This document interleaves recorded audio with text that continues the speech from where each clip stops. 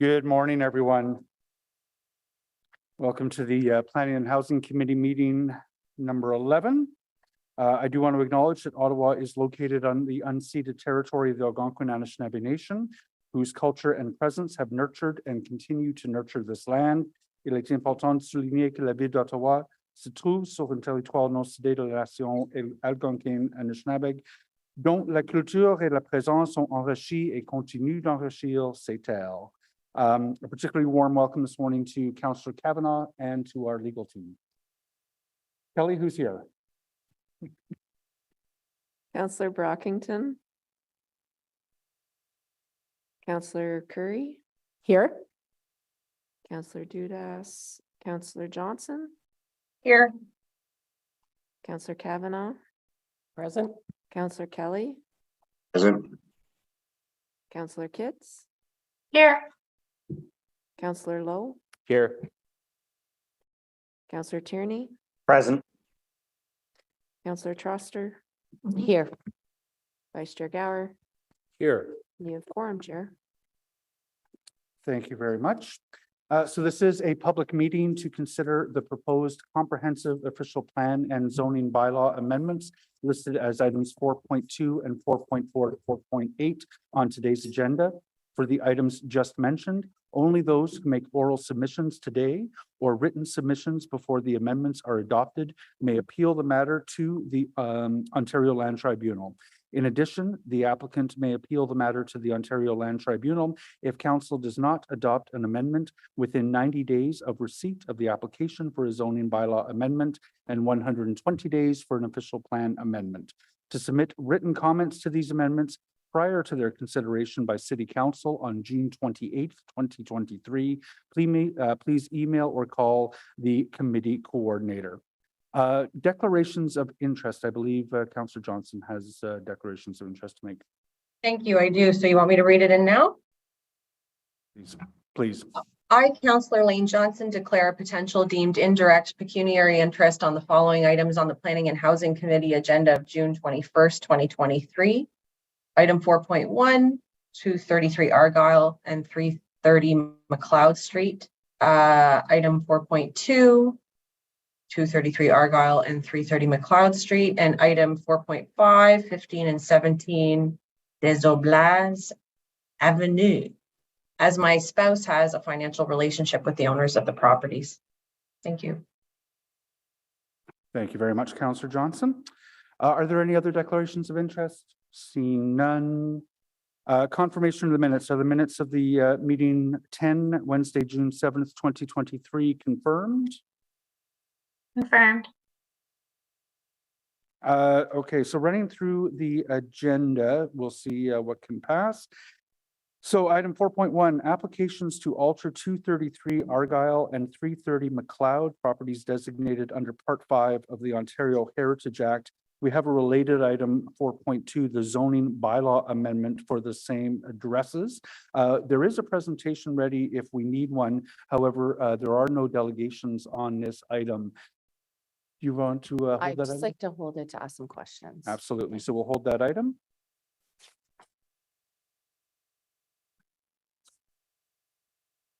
Item 4.3, request for development charge credit transfer, Nokia Canada. We don't have a presentation on that. There's no delegations. I believe we have staff available to answer any questions. Does anyone want that held? Okay, is that item carried? Thank you. Item 4.4, zoning bylaw amendment, part of 3265 Jockvale Road in Barhaven West. We don't have any delegations on that. There is a presentation available if one is required. Is anyone interested in holding that item?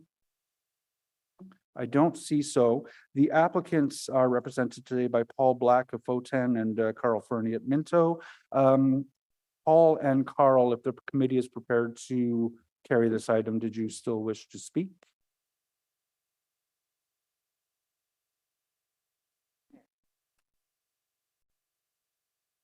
Morning, Mr. Chair. Did you wish to speak to this item if committee's prepared to carry it? Sorry, no, we don't need to speak to it. Thank you. Okay. Is this item carried? Carried. Thank you. The zoning bylaw amendment at 15 and 17 des Oblates. We have multiple delegations, and I would ask that the staff be prepared to make the presentation on that one. So we'll hold it. The zoning bylaw amendment at 211 Armstrong. Cheryl is here, so we'll hold that item. I have some questions of the planners as well. The item zoning bylaw amendment at 2420 Don Reed Drive. There's no delegation signed up for this one. Are any members of the committee interested in holding this item? I don't see that. And there's no applicant on this one, eh? Staff. Is that item carried? Carried. Thank you. The zoning bylaw amendment 1125 and 1149 Searville Road. We don't have any delegations to speak to this one. There is a technical amendment that I'll ask Vice Chair Gower to move now. Thank you, Chair. Whereas the report seeks approval of an amendment to zoning bylaw 2008-250 for 1125 and 1149 Searville Road to permit a mid-rise and a high-rise residential use building containing a total of 366 dwelling units. And whereas a technical amendment is required to correct one error in document 2 of the report, therefore be it resolved that with respect to the report, Planning and Housing Committee amend document 2 by replace 2C1 over 6 stories, the setback 12 meters with over 6 stories, the western setback 7 meters. Replace 2C2 minimum setback from the westernmost lot lines 7 meters with maximum building height 6. Should that be 6.1 meters? Or 61 meters? We may need to get clarity from staff. I'll finish reading it. Remove 2C3 maximum building height 20 stories. And be it further resolved that pursuant to section 3417 of the Planning Act, no further notice be given. Can I just ask staff, is 61 meters correct? Okay, thank you. We're good, Chair. Thank you. Thank you. And I see on behalf of the applicant, Peter Hume is here. Mr. Hume, if the committee is prepared to carry the amendment in the item, did you still wish to speak to it? Thank you. Is the amendment carried? Carried. Is the report as amendment carried? Thank you very much. There is a we'll get to that in a little bit. I can just preview. I believe Councillor Hill is withdrawing the item, the official plan amendment for 3809 Boris O'Kane Road. I don't know if Councillor Hill is online. No.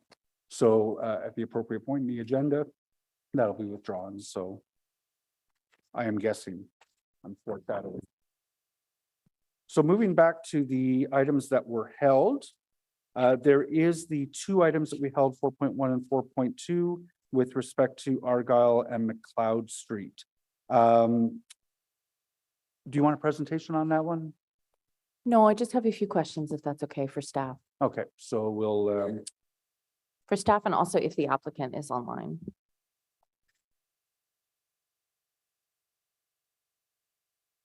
yeah.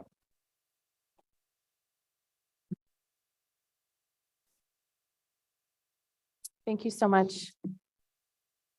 So I just want to state up front, I don't have a strong objection to the application. I appreciate that the comments provided by many community members over the process, including the Centertown Community Association Heritage Ottawa. I think the project has been improved through addressing community concerns, so I wanted to thank you for that. But as with any project of this nature, I think the lack of 2-bedroom units is a real detriment to the area. It's creating more of the type of housing you will hear me talk about all the time at Planning Committee, smaller 1-bedroom or bachelor units. Could staff speak to how many applications are currently on the books from Smart Living? Do you have any sense? Because we have 2 applications at this committee meeting and I'm seeing a lot of them in the ward. Mr. Chair, I'd be hesitant to ballpark that figure. It's a number of applications. We'd be happy to take that back and give you a proper number. Sure. I'm just curious about how it compares to other developers in the city because we're seeing a lot from this company. I was wondering if the applicant can speak to how you're able to scale up so quickly, given the reasons the industry often cites as the slow pace of construction, because you really do have a lot of projects going on in the ward and in the city.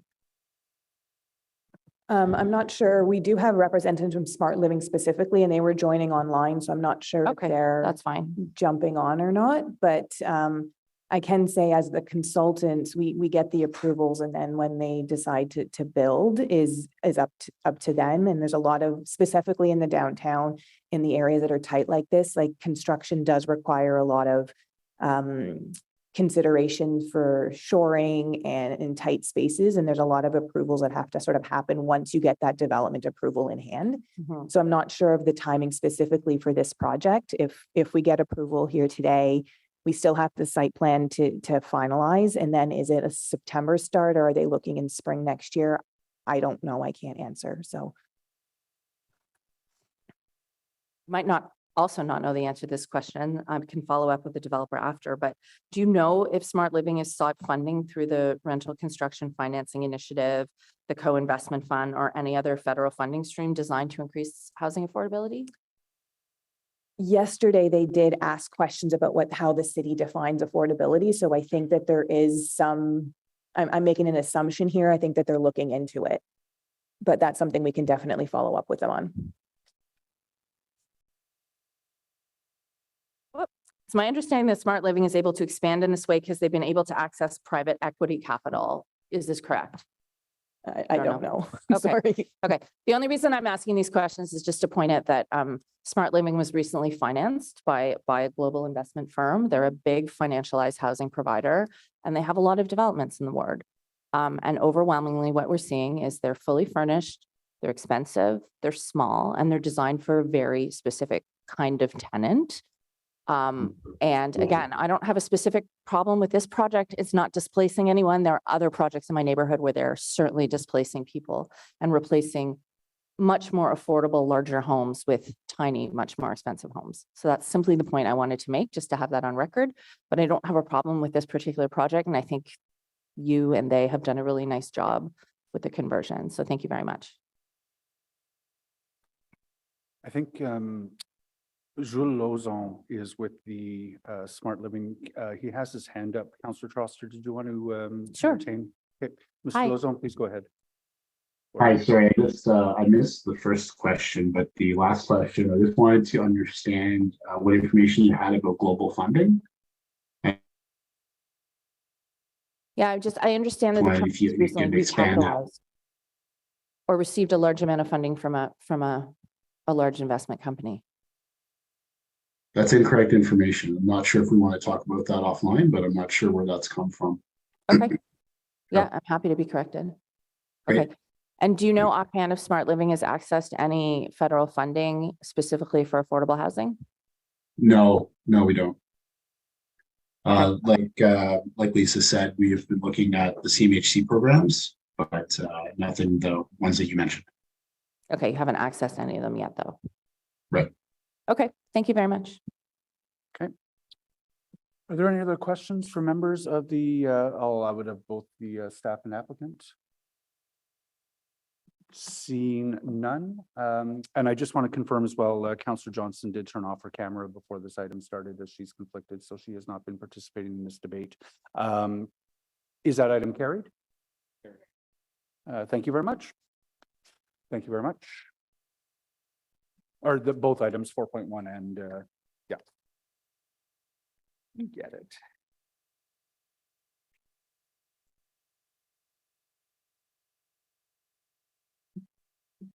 Okay, the next held item is for 15 and 17 des Oblats Avenue. And I would ask that the planners provide us with a presentation on what is being proposed, at which point we will turn to questions or we'll give the opportunity to the applicants to make a presentation of their own. And again, I would ask the applicants just to focus on items that haven't been covered by our staff. At which point we will, the committee will have a chance to ask questions of the applicants. Then we'll move into delegations of which we have, I believe, 3. So staff, please take us away.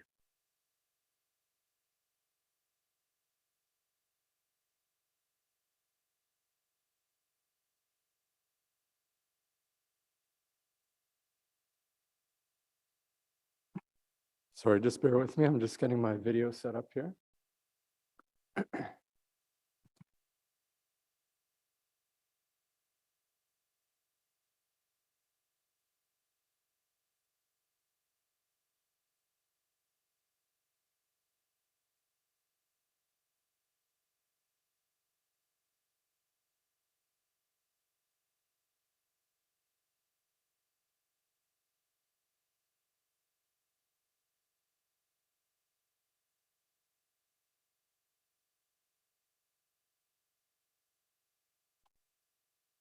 Okay, I'll just get started without video for now and hopefully you'll be able to see my face shortly.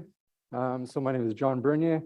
I'm with the Planning, Real Estate and Economic Development Department. And I have before you here a zoning bylaw amendment. And I will say that there's an associated site plan application for 15 and 17 des Oblats. Next slide, please. So see here, the site is located in Old Ottawa East. It's east of Main Street and Springhurst Avenue intersection. It is on the north side of the developing Greystone Village community. Next slide, please. The site is a rectangular through lot that has frontages on both Springhurst Avenue and des Oblats Avenue. The properties immediately north and east are predominantly low-rise residential. To the west and south are mid-rise, mixed-use, and residential buildings. The site is currently occupied by a large building, which is the former site of the Convent of the Sisters of the Sacred Heart of Jesus Order. And the site contains a number of surface parking lots, a culturally significant statue, and a number of mature trees. Next slide, please. So in terms of the zoning, the property is split zoned as R4 UD with exception and holding symbol, and R5B with exception and a holding symbol as well. The site is split zoned, which is basically reflective of the Old Ottawa East secondary plan following the height schedule to ensure proper transition to the properties to the north. So the R4 portion permits a low-rise apartment building. The R5 portion permits a mid-rise apartment building with a maximum height of 6 stories.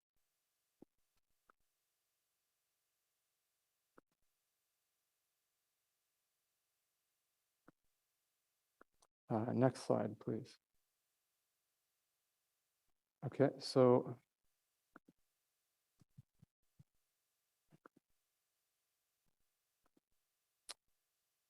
the proposal includes, oh, I think we're still needing to go to the next slide.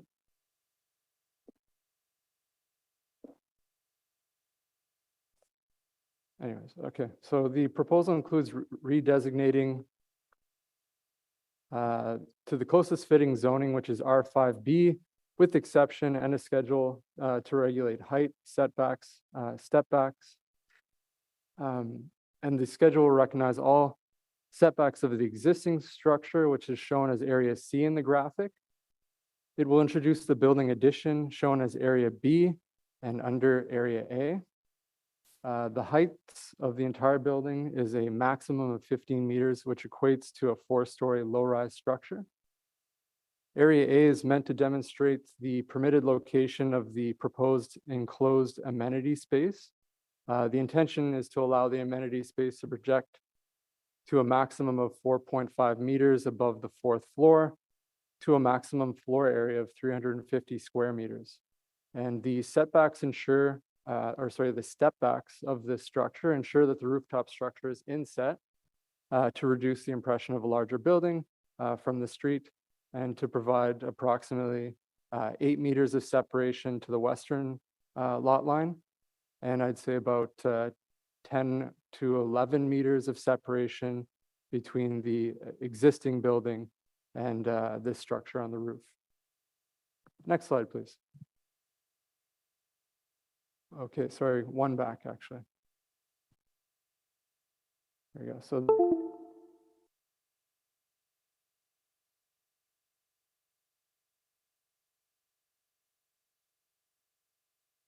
iteration would require 136 parking spaces, and the request is for 0 resident parking spaces.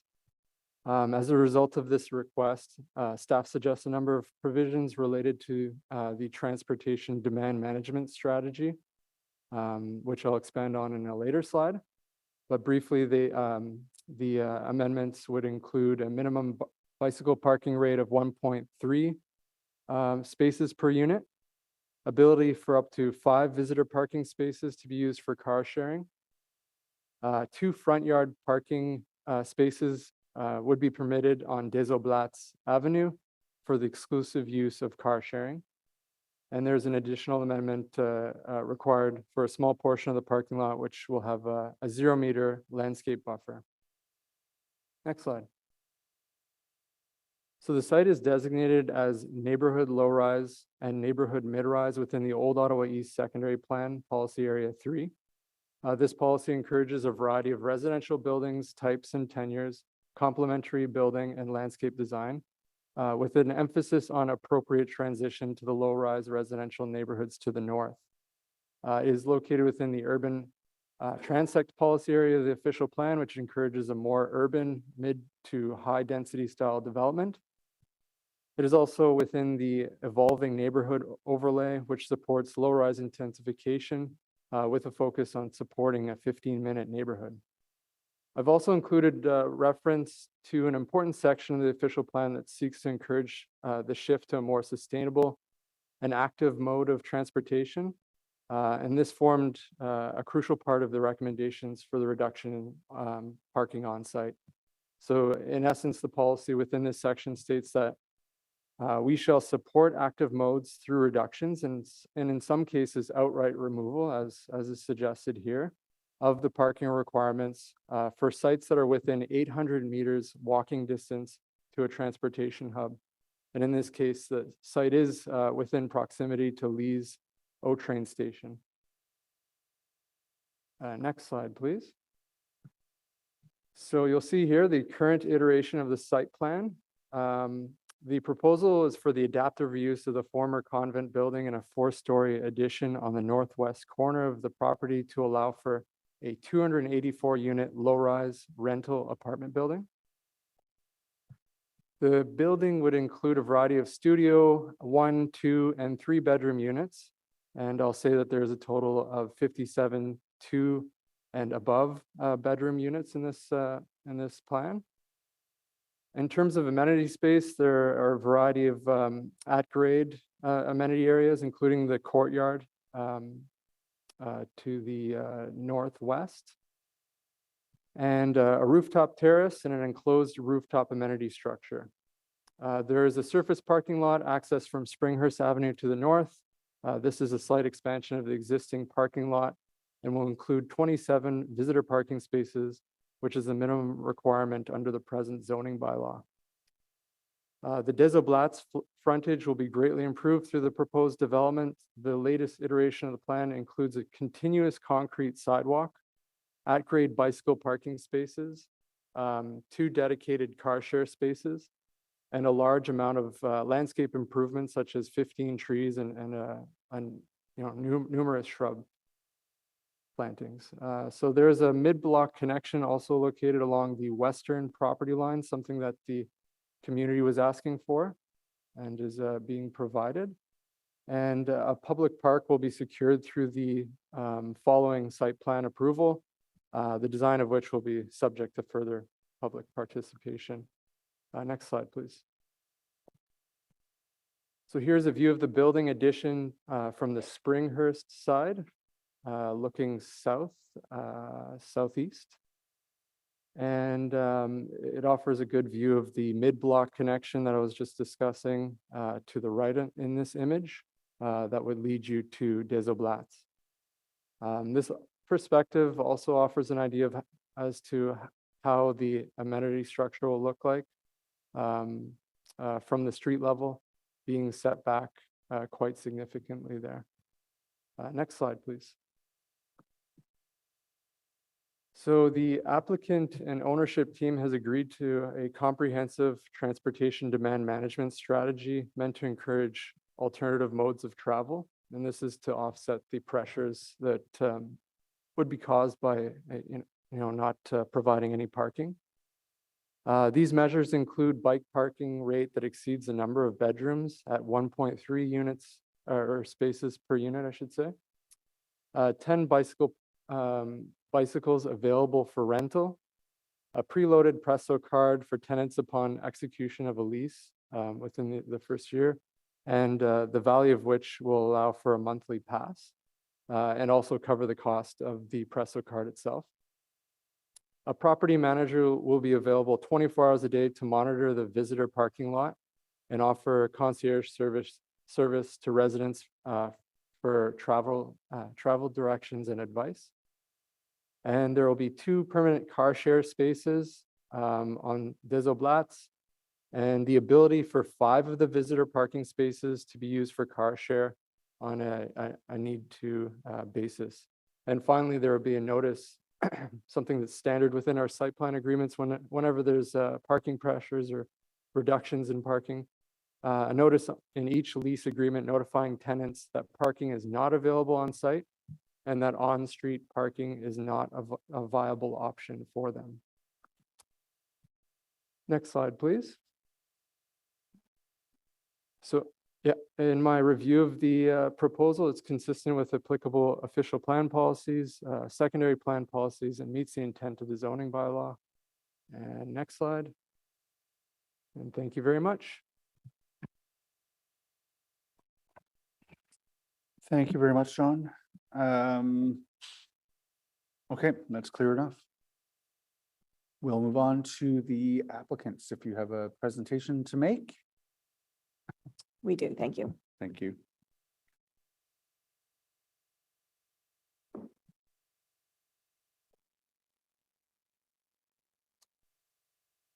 While that's coming up, I just again wanted to confirm that Councillor Johnson, who declared a conflict on this, turned her camera off immediately and is not participating in this debate.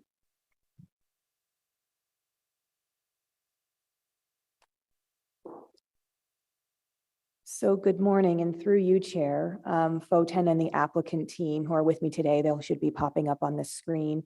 Want to thank city staff and the councillor's office and the community for their input and the many meetings we had with iterations of this plan. What's presented by John is a result of great dialogue on the adaptive reuse and addition to the convent at 15 and 17 Desoblatz Avenue. Next slide, please. So as John indicated, the site is within Old Ottawa East. It's located east of Main Street and has frontage on both Desoblatz and Springhurst Avenue. It is close to the Lees LRT station. It's designated neighborhood in the official plan and further refined in the policy of the Old Ottawa East secondary plan, which designate these lands as residential low rise, which is fronting Springhurst, and residential medium rise fronting Oblatz. These designations permit heights up to 4 stories on Springhurst and 6 stories on Desoblatz. The current zoning aligns with the secondary plan's designations.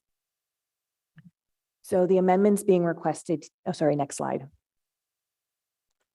The amendments being requested will facilitate the reuse of the existing convent and accommodate a new addition along adding approximately 284 all-inclusive apartment rental units of varying sizes.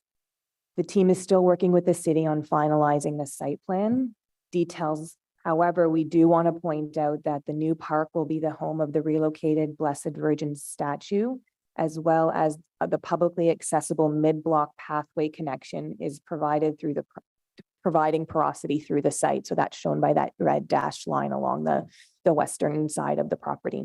Next slide. The zoning amendments requested today will remove the holding provisions and create a site-specific zone for this project, one that recognizes the uniqueness of this redevelopment. The site will no longer be dual zoned and a park will be set aside as open space. The proposed building setbacks consider the existing setbacks of the covenant, and the addition aligns with the current requirements of the R4 UD zone, which is what's in place today, where a side yard is supposed to be 1.5 meters. The addition is set back 4 meters. The area shown in orange, which John alluded to, is a rooftop enclosed space that's made up of mechanical needs along with other amenity space to complement the outdoor rooftop elements, such as a bathroom. It was designed considering the existing building to the west and will not look any different than a mechanical penthouse would, which is a permitted use. There are no windows on that west side, and the placement also offers a buffer to the more active outdoor rooftop amenity space running parallel to Springhurst. Next slide. John did go through this. These are the parking TDM measures, so I visualized it a little bit on this screen. But as indicated, we are looking for a reduction of no resident spaces. However, we are meeting the visitor requirement. We did look at providing underground parking. However, in addition to cost, it also would have a reduced footprint as it could not be provided under the existing covenant. And with the parkland, it can't be under that as well. So the amount of parking that could be provided by underground would not meet the zoning. And therefore, we can argue that in some cases, providing some resident spots give the hope to people moving in that a spot might open up and would therefore park on side streets until the opportunity came available. So we decided to just eliminate that opportunity from the beginning. So people moving in know that they will never be able to park on site. And that a notice on title and in their leases would indicate that street parking is not a viable option. So the comprehensive demand management strategies that John has gone through are now visualized. So the parking rate is exceeding the total number of exceeds the total number of bedrooms proposed on the site. So opposed to unit, we're doing it by bedroom. So that equals 1.3 per unit. There's indoor spaces with a dedicated elevator to bring those up to that through block connection. There is 10 rental bicycles that will be made available for those that don't have a bike. There's car share spaces along Oblats. Those are shown in purple with the ability to convert more if required and there's a demand. The preloaded Presto cards, and there also is that 24-hour property manager who we're sort of calling the active transportation concierge, who's going to be able to help direct people to the bus stops, help them with the rental bikes, help them load up or become a member of the car share service. So those are being done to offset the demand, to encourage people to use those alternative measures that exist in close proximity to this site, if not on the site. So last slide, please. So hopefully we have demonstrated that this adapted convent and new addition aligns with the policies of the official plan, creating a pedestrian-friendly environment with reduced parking to encourage residents to utilize the more sustainable forms of transportation that exist. The development will add diversity to an existing unit mix and contribute to an already viable example-setting 15-minute community of Old Ottawa East. So with that, I'm going to thank you for your time and we welcome any questions. We are joined by the architects, Woodman Architecture. We've got representatives from the Smart Living and Forum. It's a joint partnership for this project, as well as CGH, our transportation consultants on this file. Thank you. Thank you very much. And there are questions for you. The first are coming from Councillor Curry. Thank you, Mr. Chair. Overall, I like this. I read all the comments from the community. They're not happy about the parking situation predominantly. But, you know, you're right in between Ottawa U and St. Paul. There's only one really close little elementary school. I guess my question is, would these units not be geared towards university students or a particular type of person? Not a family necessarily? I mean, there's also Viscount Alexander over there, but that's a small little school and Lady is just alternative. I can't see families, yet I'm hearing 3 bedrooms, so like maybe there'll be students renting multiple students. I guess I can take that, and if someone from Smart Living or Forum wants to jump in on the sort of tenant mix and who they think the prospective tenants are, they're not specifically designed for anything. The 3-bedroom units are partly in response to sort of the official plan and having large family units. Whether or not they'll be rented by a family or 3 friends, 3 young professionals, could also be a group of older people that potentially want to live together, family.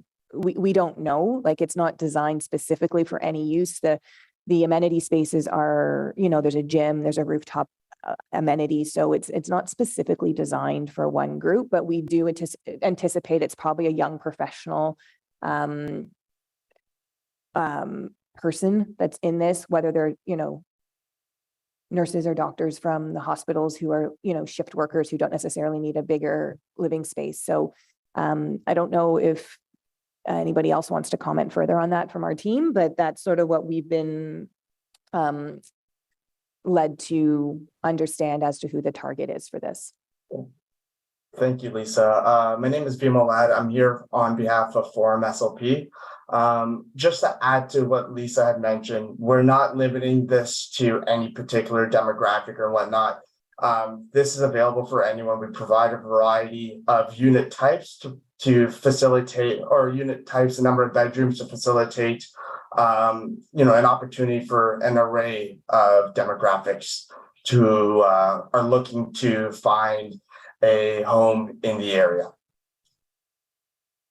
Okay, thank you for that. Mr. Chair, one of the committee meetings a few weeks ago, I learned that requirement for 3 bedrooms is not it's not out in Canada because we have so many other options for 3 bedrooms. So because people in Canada are often asking for apartment units with 3 bedrooms and they all are 1 and 2. But this has 3. Is this because there is a requirement for 3 bedroom units? And if that requirement weren't there, we wouldn't necessarily have 3 bedrooms? I could speak to that. There is no zoning requirement for 3 bedroom units. It exists within the R4 UD or R4 designations, which requires a percentage of the units be 2+ bedrooms. Oh, so not specifically 3, but two or more? Yeah.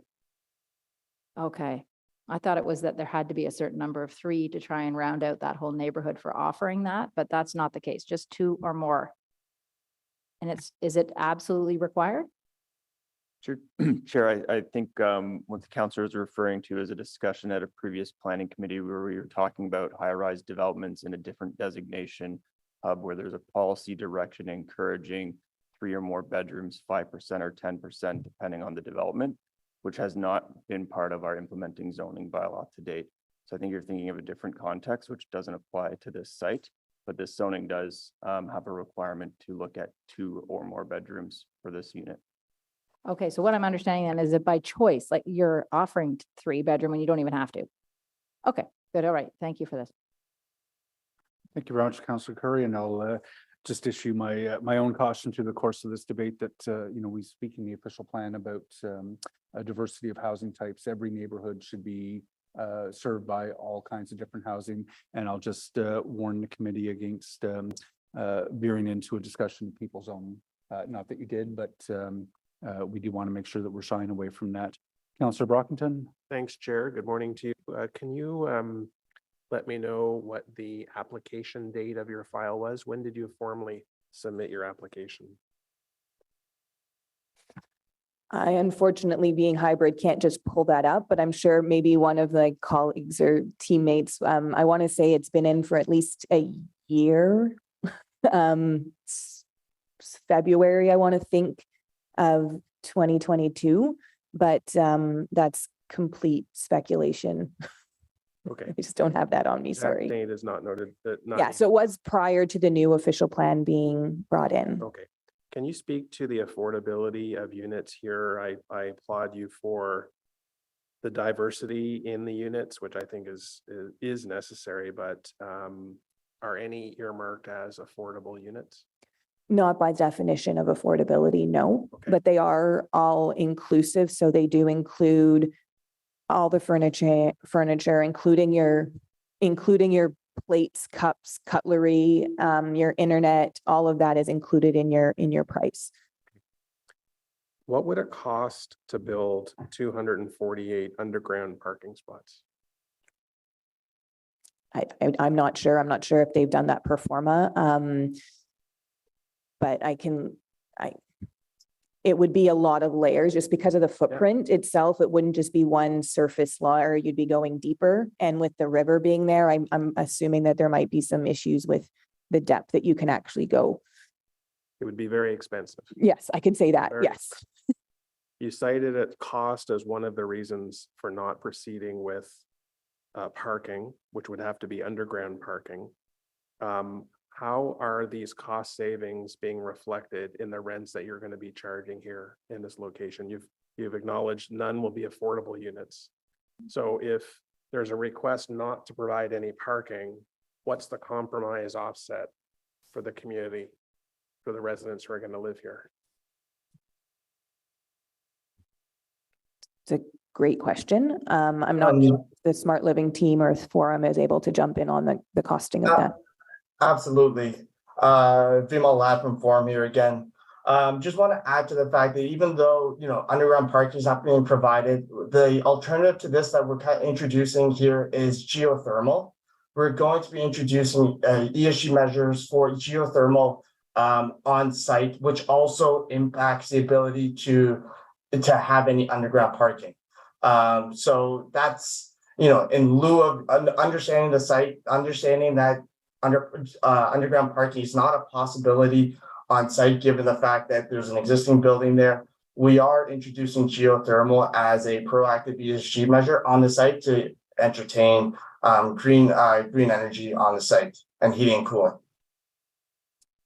Okay, so that's part of the building structure, but no one can confirm that as a result of deciding not to build parking on site, which will likely save this company millions of dollars, there's no offset planned in the rent or in affordable housing units for future tenants. Is that correct?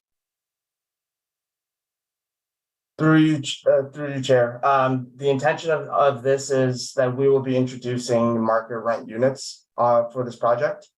Affordable units are not contemplated for this project. Okay, fair enough. And can you just clarify, I appreciate the report, and I heard again clarified this morning that leases will indicate that parking is not provided. What exactly, and again, I don't want to put you on the spot, but what is that exactly will that say in the lease? Will it specifically just say that your unit does not come with parking? I believe that the city actually has standard wording that we would just copy over. Okay. Chair, I can elaborate on that. It's part of a site plan agreement. So we have a condition that will require a notice on title, and it goes into a municipal consent agreement that the owner will sign, acknowledging that every time they lease a unit, there'll be a clause in that lease notifying a potential tenant that the development does not come with parking. So there's a warning right there in your lease before you sign it. Okay, fair enough. Okay, thank you. A quick follow-up on that. The new language that I saw, I think for the first time today, is that would also include language that says parking on the street is not a viable option. That's correct, Chair. So I think that's new. I haven't seen that in any of the applications before us. I'm wondering if you can send the committee the wording that the site plan is going to require be included in the lease, just so we have a chance to see that. Obviously, no huge rush, but at some point in the next few days, that would be great before council. Apologies, Councillor Menard. Thank you very much, Chair. Thanks for this presentation and appreciate the work that's gone back and forth with this application in some of the improvements that we've seen over that time. I did want to say I know that there's mixed views on this within the community. We'll hear that from delegations. The adaptive reuse of this building, obviously a very important piece in terms of maintaining that heritage structure while also adding some units into an area that is certainly developing into a much more important modal share shift in our city. And obviously the minimum parking requirements, those things are always a topic of discussion, but something that I think the TDM measures here have really accounted for. And I don't think we've seen an application like this before where those TDM measures are put in place to such a vociferous type of way. So I appreciate that work from the applicant on that side. I did want to ask about the car share. So on the site, I think there's two that are indicated for sure in the front area, and it can go up to 5. I'm just wondering what's that trigger for going up to more car share spaces in terms of mitigating the lack of parking. Otherwise, like there's 27 visitor spaces, and I think 5 of which can be used for car share. And then there's 2 dedicated car share spaces in location in the front yard. So I just wanted to clarify, how many do you think they'll actually be there at build out, and where are they located? So the intention is at first occupancy, those first 2 spaces along Oblat's will be car share. The zoning has been designed so as demand dictates, you can change up to 5 of the visitor spots to car share without triggering a rezoning for a lack of visitor spaces. So ultimately, there could be 7 car share spaces. And that'll be partly the responsibility of that property management company to see, to weigh the use of the visitor spaces versus the car share, to see if those car shares are used continuously and they want to convert 2 new visitor spaces to car share. That flexibility is going to be there. So it could be on an ad needed basis. The one thing is these car shares will be provided by a third party. So the availability of those spaces also is dictated by the ability to sign up a new car share space over. Thank you for that. There is going to be a preloaded Presto card. It says for the first occupants. I just wanted to get clarity on that. So is it all new residents that would move in? Would it be if there's a move out and a new resident moves in again after that move out, would they also have a preloaded Presto card? I just wanted to get some clarity on how that'll work. I'm going to pass that over to Vim because he was involved with those conversations in the city. Through you, Chair, it's for the first occupants. Okay, I guess I would just give direction that we should be working on that for, new residents that might come in, but then also if there's a move out and other residents move in there, obviously if you're wanting to keep this level of modal share up, then that's a very helpful item. So I would just hope to direct staff to continue working with you on that aspect as the build out happens. I think that's an important piece as we proceed with site plan and other areas with this site. To keep that up, because there'll be changeover here, right? It's not just going to be people living there in perpetuity. There's going to be a lot of shifts. There's a lot of furnished units, and so there'll be certainly a big student population. So probably we'll see a lot of move-ins, move-outs, and so that's going to be an important piece that for those move-ins we continue that aspect. And so I would just ask that you continue working on that piece. We did talk a lot about affordability here too. And of course, adding units, does some minor amount for affordability, but at the end of the day, without actual purpose-built affordable housing, that's a difficult thing to achieve. So on the affordability, we've talked about a contribution to an affordable housing fund within the ward. I presume you're still open to a contribution of that sort for other affordable housing in the ward. We've had these discussions. Can you just confirm that you are open to that?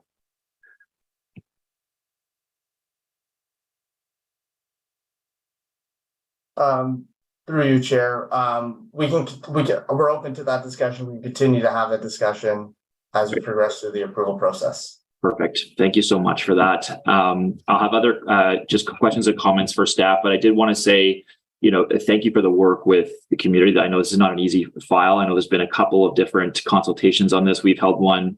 There's been a city issued one. We've worked a lot on this, and this is a new thing for the city with mandatory minimum parking limits. And I think a lot of this is recognizing that without the mandatory minimum parking there, or if you have mandatory minimum parking, you are inviting more cars into the neighborhood. And so I try to make that discussion point known that if you've got a lot of parking there, you're going to see a lot of cars in and out. If you don't have a lot of parking there, then people make different choices when they live there. Not all of them will certainly just bike and walk and take transit. Some people will have cars that live here, and it's the mitigation of that is important here. So I appreciate the TDM measures and staff's work with you directly on that. And the work with our office, and looking forward to hearing the delegations on this too. So thank you, Chair. Thank you very much, Councilor Menard. Councilor Kelly. Sorry, Chair. My questions were actually for staff. Should I hold off on that line of questioning? Yep, we'll hear the delegations first, and then we'll go to questions of staff. Councilor Troster. Thank you so much. I was just wondering if you could let us know what you anticipate the target rent to be for apartments of various sizes. Given that I've heard Smart Living refer to this as a product. This is a fully furnished, as you said, right down to plates and cutlery. I just want to get a sense of what the anticipated rents will be. Again, I think I'm going to direct that over to Vim over at Forum. Again, we're a couple years out from this, so a number we give today might not necessarily based on 3 years from now when they're actually first occupant, but I'm sure that they've done a little bit of work on that. Through you, Chair.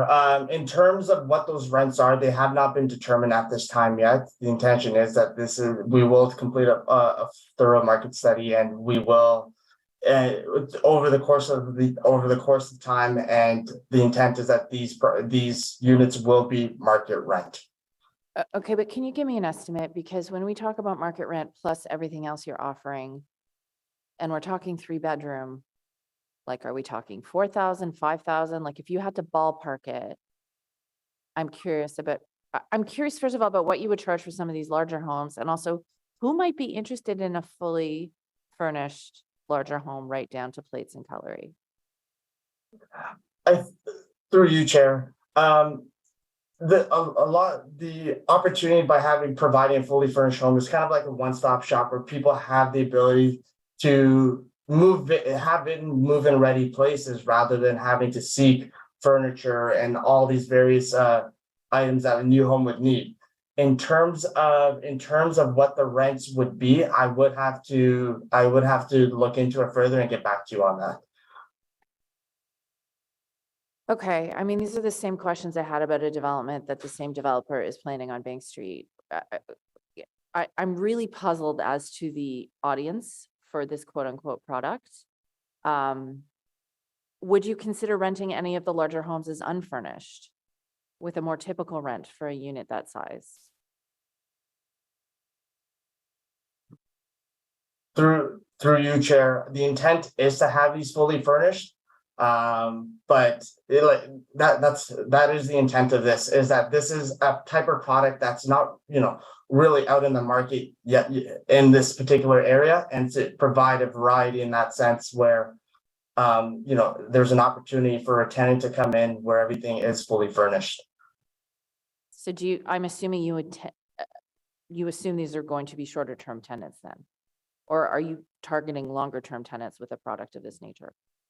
Through you, Chair. These aren't month-to-month leases or any of that. The intention with these are long-term tenants. I unfortunately can't speak on behalf of the tenure of how long someone would stay within this unit. However, the intent is that these are not month-to-month leases that we're proposing on the site. These are leases that people will be locked in for, and hope to have tenureship on through their stay. Okay, well, I'll just go ahead and comment and say, I cannot imagine anyone wanting to live more than a year in a home where they didn't own or choose a single item in the apartment. And I'm very curious about this model that you seem intent on expanding in the city of Ottawa in a number of locations, including my ward. And I'm just incredibly puzzled as to, other than students or perhaps wealthy international business people who might come in for a few months and want a fully furnished apartment, I cannot imagine an Ottawa resident being able to afford to move into units of this nature or wanting to live in a home where they literally don't choose a single item. This seems to be a model that you're intent on expanding. And I will just put it out there. I think for the larger homes, you might want to consider renting some of them as a typical apartment if you actually do want to target longer term tenants. Otherwise, as Councillor Menard and other folks have been saying, the neighborhood can expect a lot of move-ins and move-outs. Now, granted, people aren't necessarily coming with stuff if the apartment is fully rented, but I'm just really perplexed by the determination to expand this financialized hotel style model in a city where what we need are more permanent homes for people. So again, there's nothing specifically with the built form that I object to, just like in my own ward, there's nothing with the built form for what you're intending on Bank Street that I object to.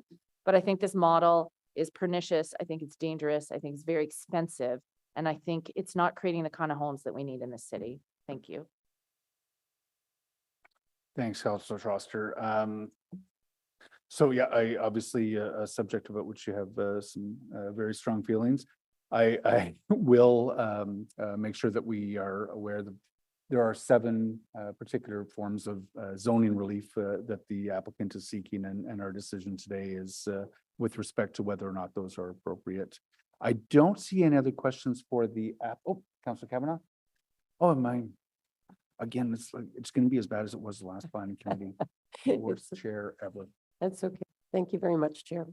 Thank you very much. I wanted to know about property management and if there are concerns. I've had issues in my own ward, but it's who you call, and is there going to be a published number, a voice on the other end for people in the neighborhood who have concerns about the property? And this is related to waste management because seen that before. If people aren't there very long, sometimes there's garbage problems. And as well, since I'm just hearing about this contract that says to make them aware that there's no on-street parking, what if they do? Who should they call in terms of the property management? I want to make sure that that is published so that people can call them. The intention here, unlike some other smaller properties with the number of units that are being proposed, that'd be 24-hour on-site property managers. So yes, there will be a number and a person potentially to be able to answer and direct questions and concerns to not only from the residents inside, but also from the outside trying to get a hold of somebody. It would similarly operate, I would say, like a condo board where you do have that sort of person that is the presence of the operation. And Forum and SLP are not, they are a bigger organization. So chances are you're going to be able to find somebody to talk to about specific issues, especially if it's pressing. Okay. I don't know if I missed it, but what is the waste management proposals? So the waste management, there is the addition is going to, currently they just sort of have some bins in some of those surface parking lots.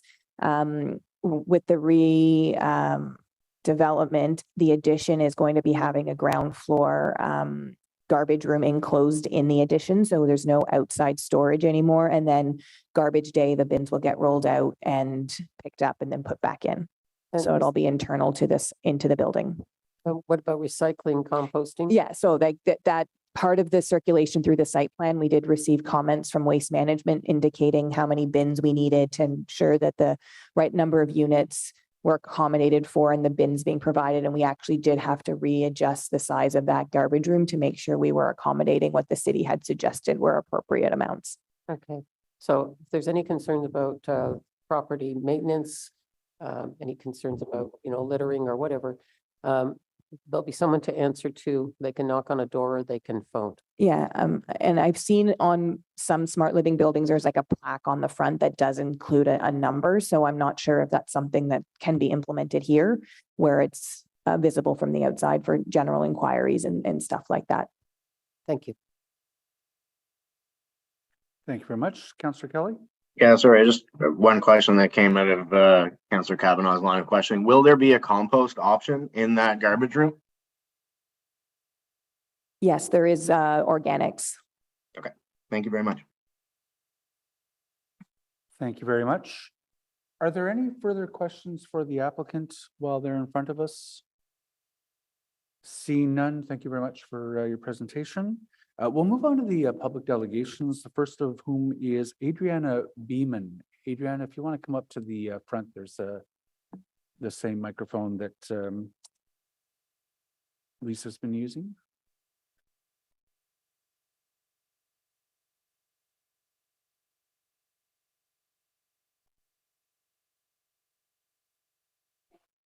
Thanks. Do you have a presentation?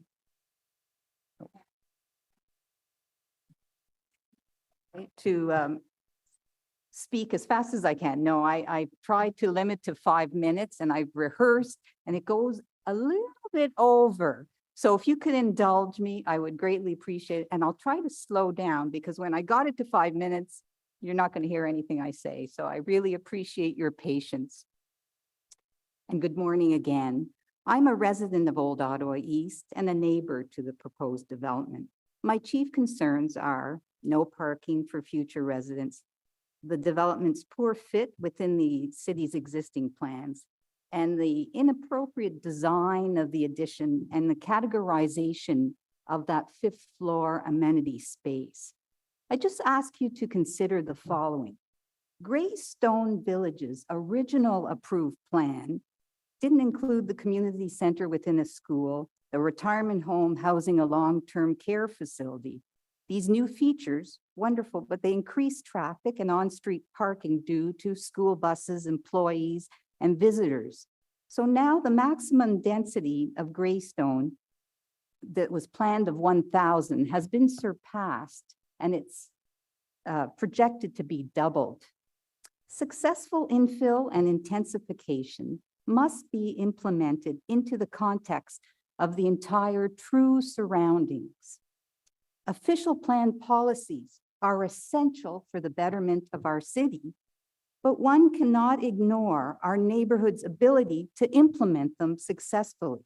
For example, steps taken to create a vibrant and pedestrian-friendly Main Street in a 15-minute neighborhood can be undermined when excessive density creates unsustainable traffic congestion, making people reluctant to carry on neighborhood businesses or to frequent them.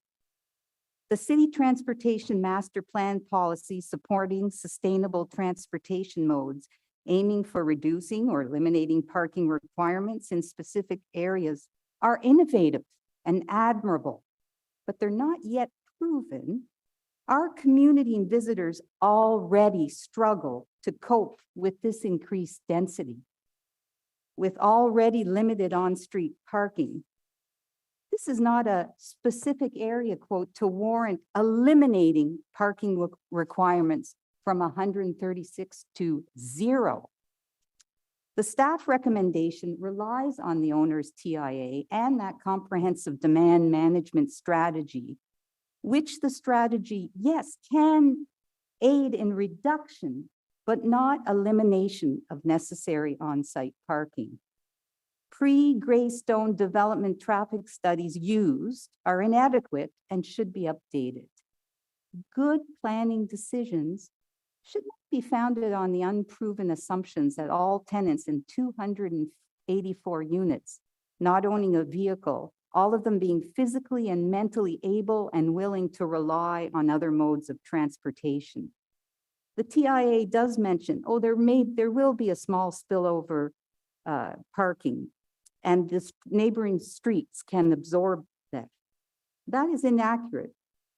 The TIA emphatically but incorrectly places the burden on the existing community to adapt to this development and change. Such a sophisticated owner, aware of the zoning before purchase, should adapt their development plans to respect zoning rather than expect the community to absorb the entire burden. The very large penthouse amenity is more akin to a fifth story rather than the permitted projection within the intended scope of Section 64 of the zoning bylaws.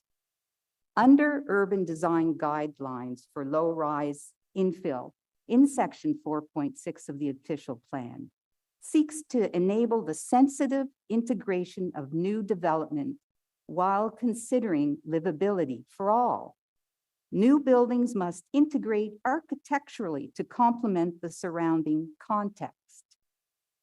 The design of this addition does not fulfill these guidelines.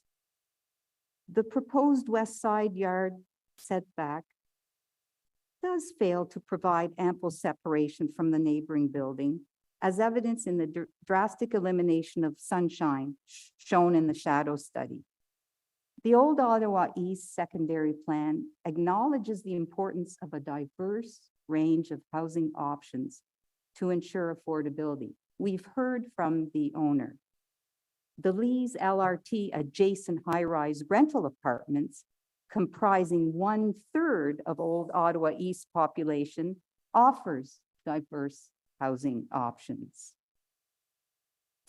We haven't heard, and I agree with Councillor Troyster in terms of affordability, yet the owner's brochure to its investors reports promising returns due to, quote, high quality. Can I ask you to wrap up, please? Sorry? Can I ask you to wrap up? All right. In conclusion, this report recommending the applicant's request without changes cites policies and zoning bylaws that are subject to interpretation, as I've indicated. Your mandate to ensure proper investigation can be restricted because of the new introduction of provincial time guidelines for an in-depth review of each application. However, I kindly request that you consider a motion to defer this report to return to the Planning and Housing Committee in order to allow the planning services staff to address the issues raised today and to achieve a most harmonious result for all the parties. Thank you very much. Thank you very much. There are questions, Councilor Menard. Thank you very much, Chair, and thank you for your public delegation. It's appreciated. I will ask staff about the shadows from the fifth floor amenity space that you have raised. So I'll ask that in the questions to staff a period of time. I did want to ask you about the adaptive reuse of this building. And this is just for you, Adriana. That's okay. These are questions Oh, it was for me. Okay.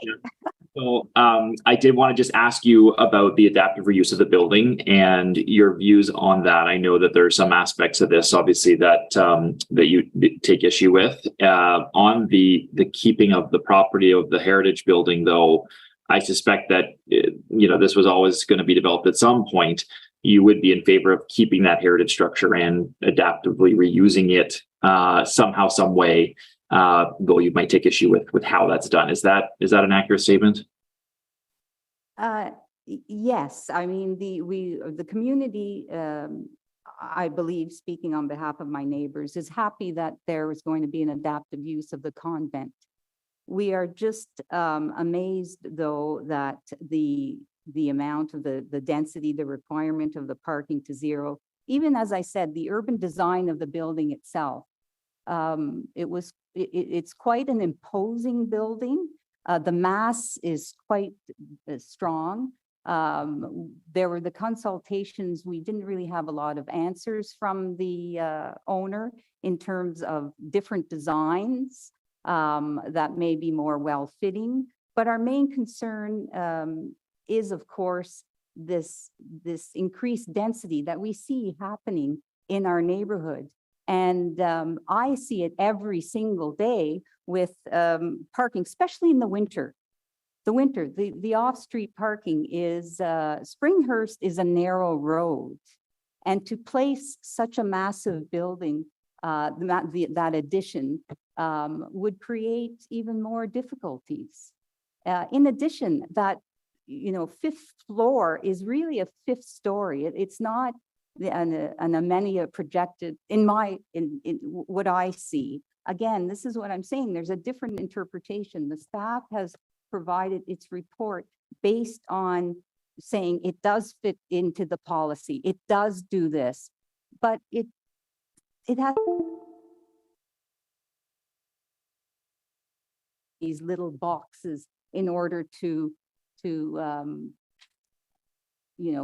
get these zoning bylaw amendments passed. And we just want to be heard as a community in terms of trying to make a very, as I said, 15-minute neighborhood, allowing people to come to Main Street, come to Old Ottawa East, encourage businesses to, we've got places that need to be leased, and to have that sense. Thank you very much for that. Thank you, Chair. Thank you very much, Councillor. Councillor Curry. Thank you for that. Thank you for your presentation. So at the end, you said you want us to defer this so that there could be a more harmonious result. Yeah. So what does a more harmonious result look like to you? Would it be more parking, shorter building, like a redesign of everything that's been put forward here? So go back to the drawing board? Not complete, go back to the drawing. About me, as I didn't have an opportunity to speak in terms of you know, my opinion is that, you know, I'm seeing all the time that there are sophisticated developers. They know what the zoning bylaws, they know anything, and we know they want their financial stability. They also want to contribute to the neighborhood. I'm not saying it's all about finances, but they're trying to maximize financial returns and so forth without consideration of everything. I'm just wanting a compromise, a redevelopment. Do you need 284 units? In their brochure, they say, oh, shared accommodations are more affordable than studio units. Yet 76% of the units are studios. So I know we're not here to talk about the type of housing, but it does play effect into the policies of the official plan, the policies of the city about affordability, the policies about transportation. Yes, that's all very important. There has to be some sort of compromise. It can't just be, all right, here it is, and we can fit it in these little boxes of, it fits in the policy, it fits in that. I just would like a more thorough review, a consideration of the future of Old Ottawa East with increased density. There were well-intentioned planning decisions when Greystone was developed. They blew up. You know, developers asked for more, they got more. And this has increased traffic. It has, from people coming in, long-term care facility, and these are all wonderful things, but we have to not keep going and saying, okay, let's keep going with whatever units are requested. Why don't we say, let's scale back?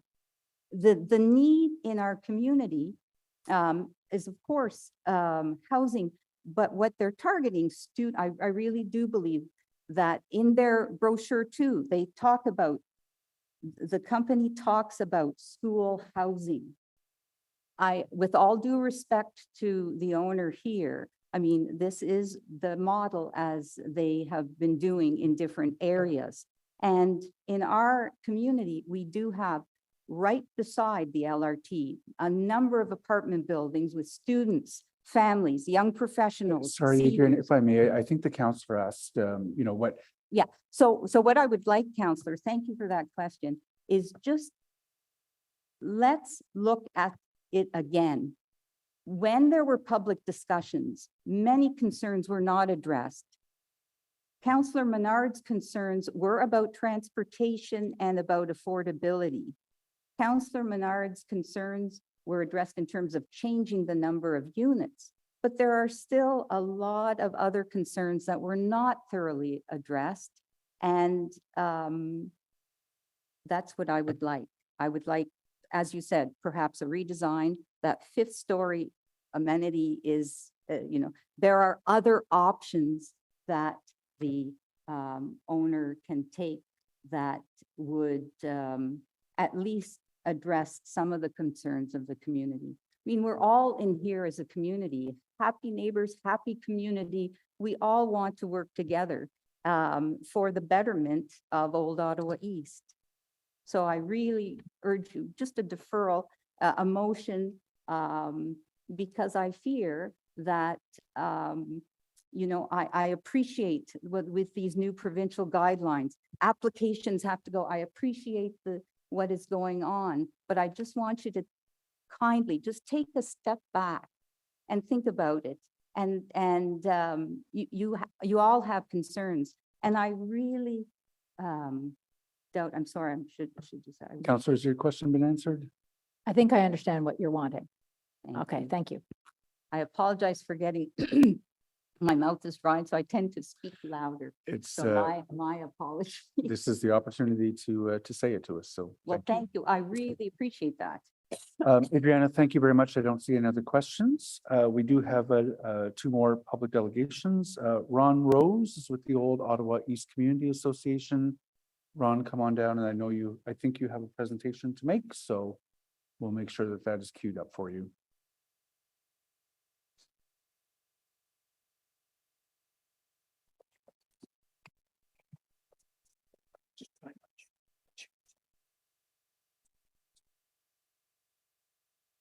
Ron, welcome to Planning and Housing. You have 5 minutes to address the committee.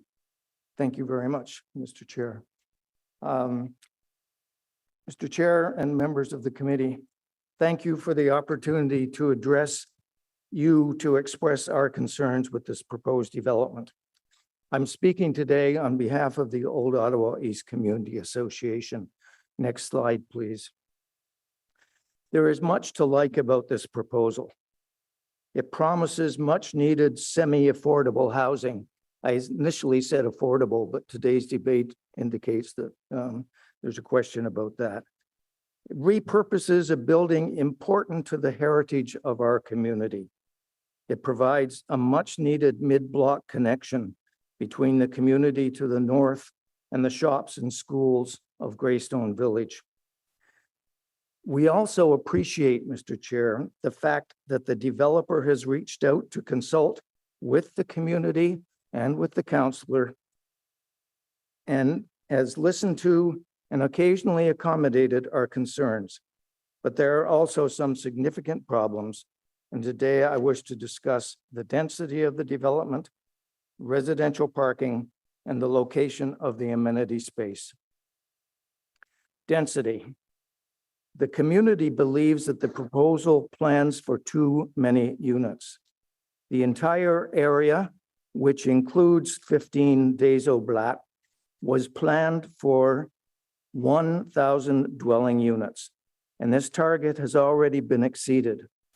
The 284 units in this proposed development alone would represent almost 30% of that target. The problem is that services for this area, including the redesigned Main Street, the street system within Greystone, were designed based on the target of 1,000 additional units. Exceeding this target will place a future strain on the services and the road network already implemented.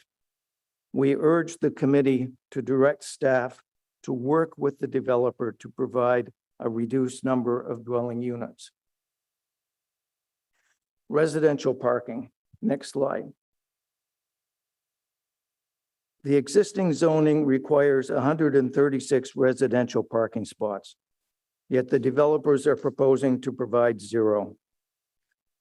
As has been mentioned, it's inconceivable that no one in the 284 residential units will own a car and be looking for on-street parking within the community. Indeed, the developer's own consultant recognizes that there will be pressure for on-street parking in the community and suggests that it be dealt with in a way that the community finds condescending and offensive. Next slide.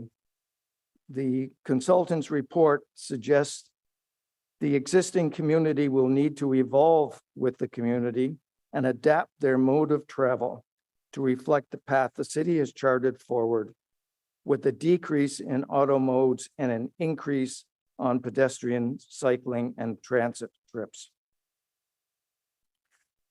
The community of Old Ottawa East has already embraced active transportation.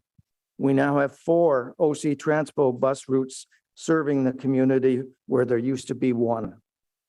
We are blessed with a well-used network of cycling lanes on both sides of Main Street, along the canal and the Rideau River, including the Flora footbridge. It is inequitable to require the community to, quote, suck it up, unquote, and absorb the entire burden of the extra parking generated by this development. The consultants have already admitted that it is possible to provide some residential parking with reconfiguration of their design. So we would urge the committee to direct staff to work with the developer to provide some residential parking, which must be either below grade or obscured from view. Next slide. Location of the amenity space. The current 4-story building is zoned for 4 stories. To the north on Springhurst and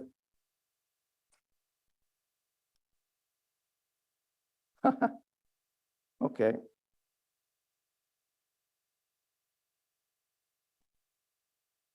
Never mind that. Sorry about that, Mr. Chair. The photograph to the right illustrates the split zoning between Springhurst on the right, which is 4 stories, and Des Oblat on the left, which is zoned for 6 stories. If you wanted to place an amenity area on top of this building, it would seem logical to place it where you have zoning room, not in a location which will require a zoning bylaw amendment. The proposed location overlooks a condo building to the west and a residential area to the north. Relocating the amenity areas to the southeast would overlook a street and a community center. We humbly request this committee to direct staff to work with the developer to relocate the amenity spaces to the south or central parts of the development. Ron, on that note, I'll just note that you're out of time. Did you have one last wrap-up slide? This is a good start, Mr. Chair, but we request the committee to direct staff to go back and work with the developer to address these 3 concerns. Thank you very much for your time. Thank you. Councillor Bernard has questions for you, Ron. Thanks so much, Chair. I just wanted to thank Ron and the Community Association for the work you've done on this. You've helped improve it a lot. I know that pathway has been an important issue, the adaptive reuse of the building, of course, and then the keeping of a public park that'll be created here. And I know the community's been instrumental in the work you've done there, and I think you've been reasonable here in terms of a balance of approach. So just wanted to say thank you in your approach. And if there's, I guess, one thing that the one big piece that you would really want to see here, I know you mentioned 3, but if there's one that you had to pick, which one would it be? Can you repeat that, please, Councillor? I was just saying that if there's one thing in particular that you would really like to see changed, that we can continue working with the applicant on towards council and beyond, what would that be? I would suggest that working at reducing the number of units would also help to address the parking issue as well. If the number of units were reduced, residential parking could be included under the new wings that are being proposed. So that would solve 2 of those 3 major problems. Thank you very much, Chair. Thank you. I have a question with respect. There's a statement that you made in your presentation that it is inconceivable that only a few people would bring cars. I'm frequently frustrated that this assertion is out there. When I was a community association president arguing for less parking in buildings in my neighborhood in Hintonburg 10, 11, 12 years ago, I believe I asked, it would have been Ian Cross was our statistician for the numbers with respect to car ownership by dwelling type. And in 2012, it would have been coming from the census, I believe, slightly more than a majority of people who lived in multi-residential housing in the central area of Ottawa lived car-free. So that's obviously tens of thousands of people. I've since checked with the Ministry of Transportation, and every year, fewer and fewer 16-year-olds are getting their license. My son is one of them. He's now 23. I hope he doesn't hear me forget how old he is. And certainly no interest in getting a license. He's got a lot of options. It is not inconceivable to me when in 2012, a majority of people who lived in Ottawa's central area in multi-residential housing did not have cars, that for this number of units, 264 households that are furnished, that they're not going to be able to find people who are living car-free. What is your evidence for the inconceivable nature of an assertion that they can have people move in with no cars? Well, thank you very much for that question. My comment was that it's inconceivable that not one or no one of the residents. And it's 284 residential units. I have no empirical evidence. I am just saying that I cannot conceive of a situation where not one of 284 or residents of 284 units, particularly in the city of Ottawa with winter conditions, would not want to have a car. Okay, we're not supposed to debate here today, but if you are able to bring some quantitative evidence to the table before council of your position, I'd be interested in reading it.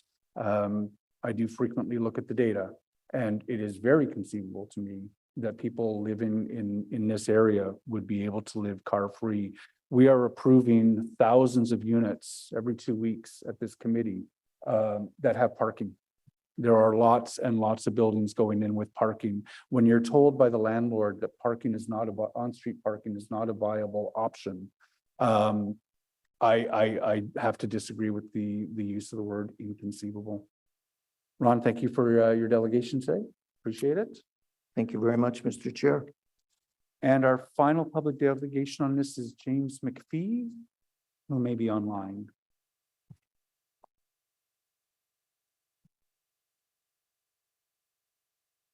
Just wanted to say as well, I'm at this development at least once a week by bike.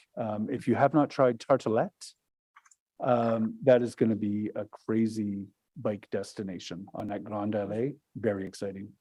Yeah, the Main Street bike lanes are the best, some of the best in the whole city too. Yeah. We're 7 minutes away by bike here at City Hall. Mr. McPhee, are you free? Or sorry, Yes. Are you available? Yeah, can you hear me okay? Mr. McPhee, you have 10 minutes. Welcome to 5 minutes. Okay, thanks very Again. much. I'm losing it. Thank you, Good. Chair. Thank you, everybody else, for having me for a few minutes here. So just a real quick background. I live in Greystone, right behind St. Paul's. I live in a bachelor here. I've looked and been working around this area for the last 2 years of development. So I'm very well acquainted with it. I bike and I run winter and summer. And I also have 3 vehicles after downsizing. This community is an older aged community with new people coming in, which is great. And I think that the plan here to use the nunnery and to establish some sort of use for it is wanted by all, because nobody wants to look at a vacant building. A few points: 284 units, 136 spaces originally, going down to 0. I won't say that it's untenable to find actual 0 people that have cars, but I'll say that human nature is what human nature is. So in these buildings alone, in the one that I'm in right now, where I live in a bachelor, many of these buildings came with a substantial amount of parking, but some units did not come with any. People are constantly in these units trying to barter or pay for parking of spaces that aren't being used, or they use the side streets. That's the reality, which is the people moving into these units still require the parking, because nobody actually lives, or not that I've encountered in this community, within a 15-minute space of their living space and never travel. So there's other requirements, including work, that just isn't feasible. So out of that, the 284 units with 0 parking is a problem for me. If I think it's cost prohibitive on behalf of the builder side, then so be it. But I haven't seen the numbers, and I'm assuming the planning committee has, and say that digging under an existing situation would be untenable. If that is the case, then there has to be some mitigations with respect to the neighborhood and strategy, and some realization, facts and logic based, with no emotion, as to how is the community currently running. Right now, if you look at this building, if you look at Springhurst, which is the border of north of this building, Springhurst is a one-way street. It's a single lane. As soon as you do add snow to that, it becomes even worse. What Springhurst does is brings you into Rosemere Avenue. Rosemere is, again, a residential 2-lane road, but it has restricted access and does not permit left turns. So if you were trying to leave this unit, it won't permit left turns during certain hours of the day, and will force all traffic through the entire community. So on the other side, Oblat's obviously 2 lanes with sidewalks, with limited or no parking with respect to the 2 car share plans there. So with respect to that flow through of traffic of this plan, everybody's coming through Springhurst. They're doing either drop-offs, pickups, whether it be paratranspo, whether it be visitors, whether it be Ubers, whether it be whatever. But then they're going right into Rosemere, which is limited access with no left turns. If you take the other side of this and you look at Oblatz on the south side of this this situation, if you go directly down Oblatz right now, it currently is a very tenuous single lane road because there's parking on both sides. If you add snow to it, it's barely a single lane because we're navigating in and around people's bumpers to try to get down that road. Having said that, you get to Oblatz and you get to the end of that, and there's the Elizabeth Briere Center. It actually turns into a dual bike lane / single lane road, which is not indicated as a one-way, but it is a one-way further from Greystone. So you actually end up into a dead end. And then on the left is all private unassumed roads, multiple private unassumed roads, which says do not enter private unassumed.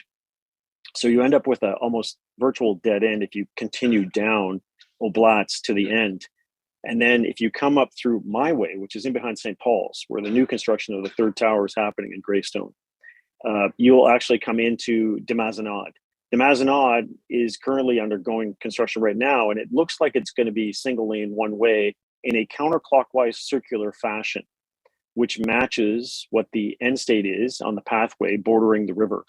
So you'll have a counterclockwise circular fashion, which we already have signs up, which is no throughfare. You can't drive through Mazenod and drive to the next community, which is our park, right? So there's no throughfare. It forces you around that circle and then spits you back out. Apologize for that. Spits you back out. So your ingress and egress plan for the community ends up being 1 to a maximum of 2 roads.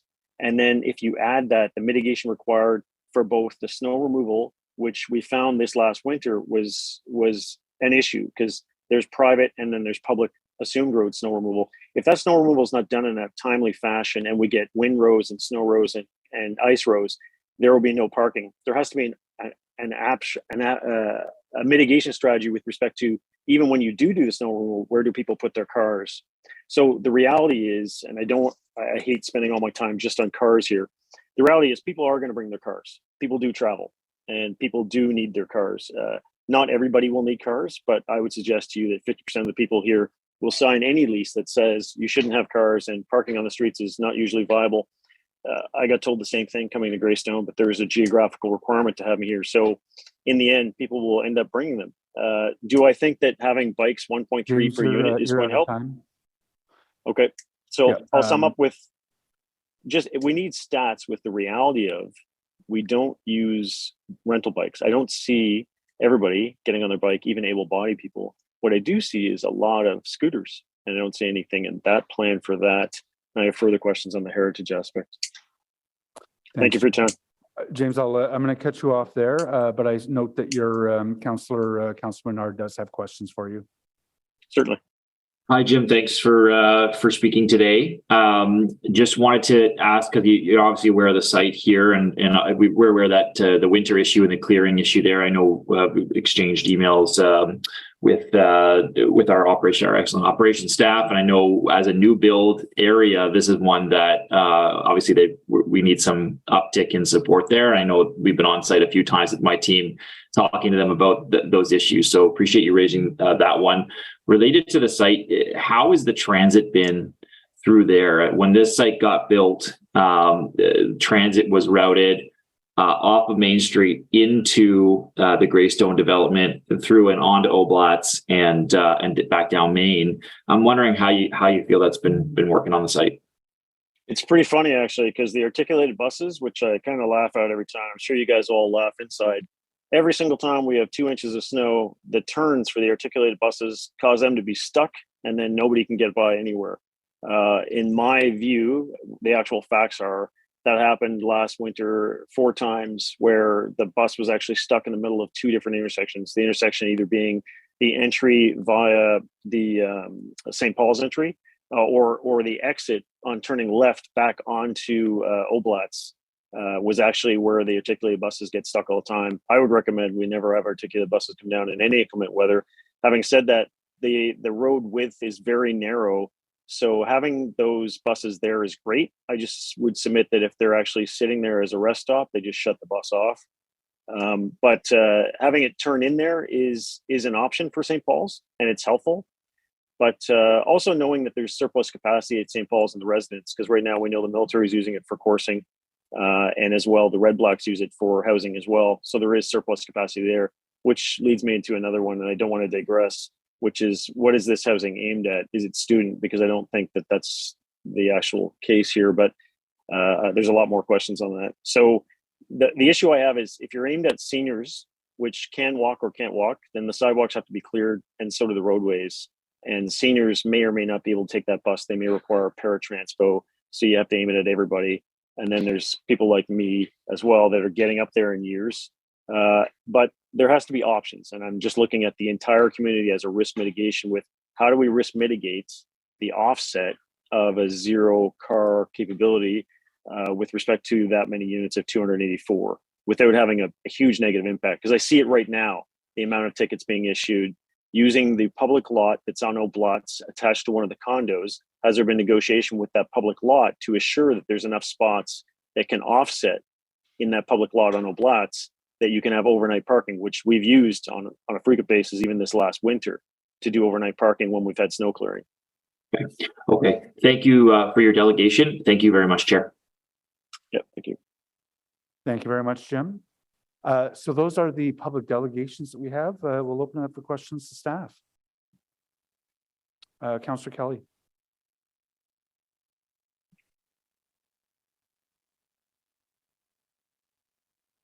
You're on mute, Mark. Thanks, Councillor Menard. Thank you, Chair. Sorry, everybody. I do have some questions and concerns and comments in regards to the parking or lack thereof. I do think it's conceivable that we'll find people to live there perfectly fine who may or not need access to a vehicle, and that some of the measures that are put in place that we've discussed today would be sufficient for those people. What I find inconceivable is that we seem to be okay with excluding people.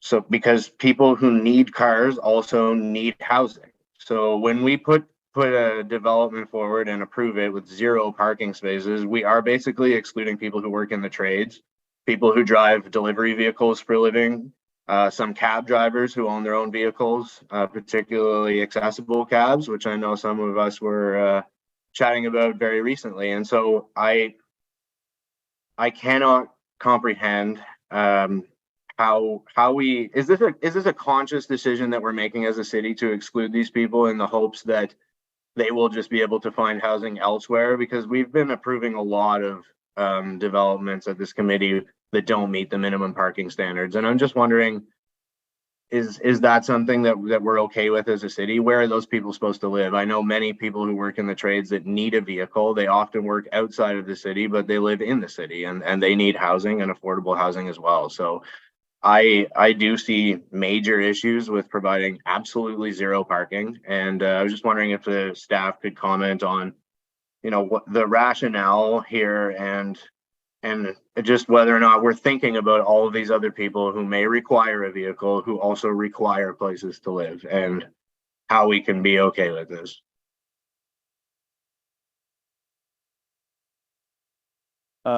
Mr. Chair, I'm not sure how I'm going to respond to this other than that's a very high level comment I have to digest, but it's to me, it's a little bit in the category of people zoning. We're not setting up this development for a particular user.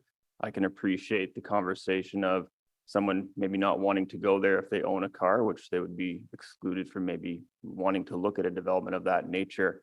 But we do set up this development to provide a variety of options. And I'll remind the committee that part of the zoning requirements do require car share spaces. There's 2 dedicated car share spaces on Oblats and the ability to add 5 more car share spaces within the visitor parking lot.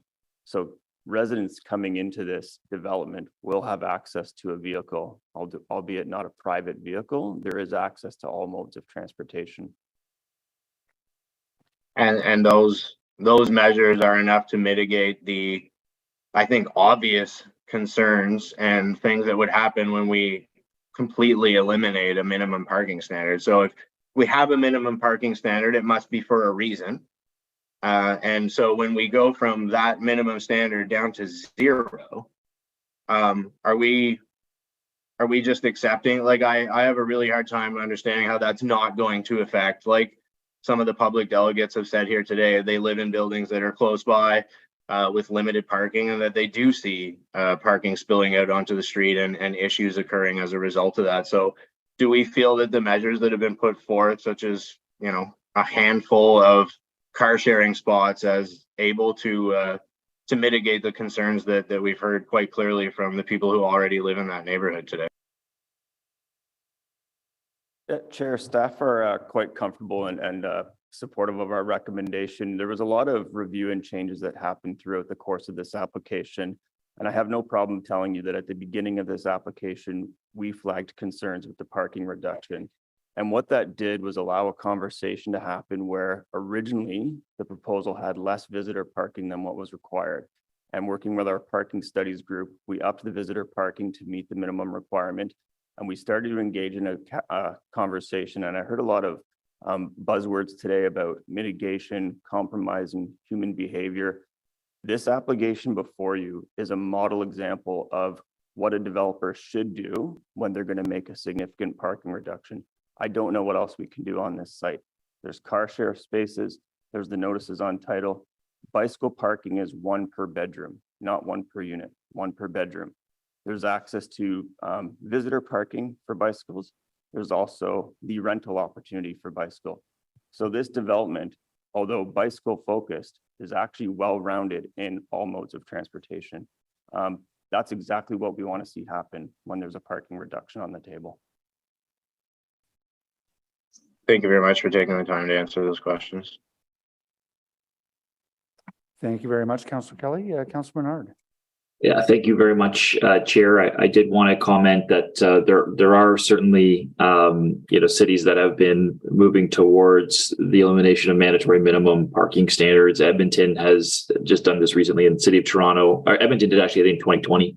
City of Toronto in 2022. And I know it's an adjustment. And I think to Councillor Kelly's a point, there needs to be obviously a lot of mitigation that goes on with this, and I couldn't have imagined a lot better mitigation than what we're seeing here in this area. This is certainly a 15-minute community. It is a walkable, bikeable community. It is transit friendly, as you heard. Transit goes into the site, and people drive here too. And so what we've seen is about 6 different TDM measures that I think will really help in this regard. I think you are going to see a population that is coming in and out of these units. There is going to be a high student population here, going to St. Paul's, going to University of Ottawa, going to Carleton University. That's, I think, what there's a design here for. You think about student residences, and many of them don't have, some of them have parking available, some of them do not. So it depends on where you are. With regard to this, on the staff side, the specific measures that they're putting in place with over 400 bike parking spots, the rentable bike share, the car share option, of course, the transit option there, the walkability here. You're within 15 minutes of a grocery store, within schools, within amenities in this space. It's really a tremendous space in the city to live, work, and play. And I think that hopefully there's definitely an appreciation of the type of city we wanted to build within our official plan in this area. I did want to comment and just ask about a couple of questions that my community has raised around on the shadow impacts of the 5th story there. I did look into that. I did chat with staff and the developer at that point. It didn't seem to be too impactful, but I wanted to double check. Is there a large impact with that shadow from that 5th story? And what might it be if there is an impact?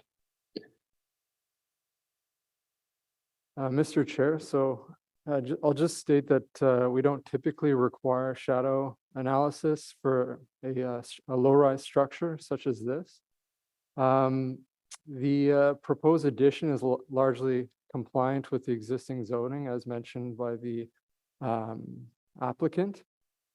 For the permitted projection, the structure is set back to minimize the shadowing impacts, amongst other perceptions that it's a larger building. But I will say that the as of right shadow of of a 6-story building, which is permitted on the southern portion of the site, would have a much larger impact on the community if it were to be at the current scale of the existing building. So if that were to go up 2 additional stories, it would have a far greater impact than the proposed structure. That's appreciated information. And I know, the Community Association generally supports the adaptive reuse of this building. They've been pretty steadfast in the fact that it's nice to keep this heritage structure there and to utilize it in a way that they knew would be developed at some point. And nice to see that the building's not just knocked down and the tower put up. There's a lot of unit potential within that space. And I guess to that, in that regard, what changes have been made with regard to community input, specifically around the concern for the road capacity and parking provisions to support the density? Obviously, we heard about all the TDM measures. Are there other areas that you've made changes to respond to that concern?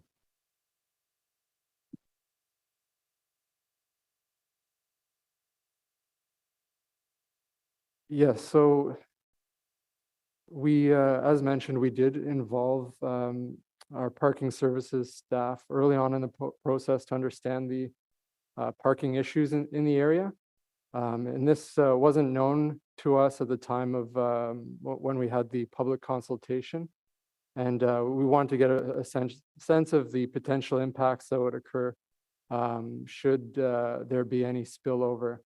So that's when we started doubling down on the transportation demand management strategies. That's right. Oh, sorry, go ahead.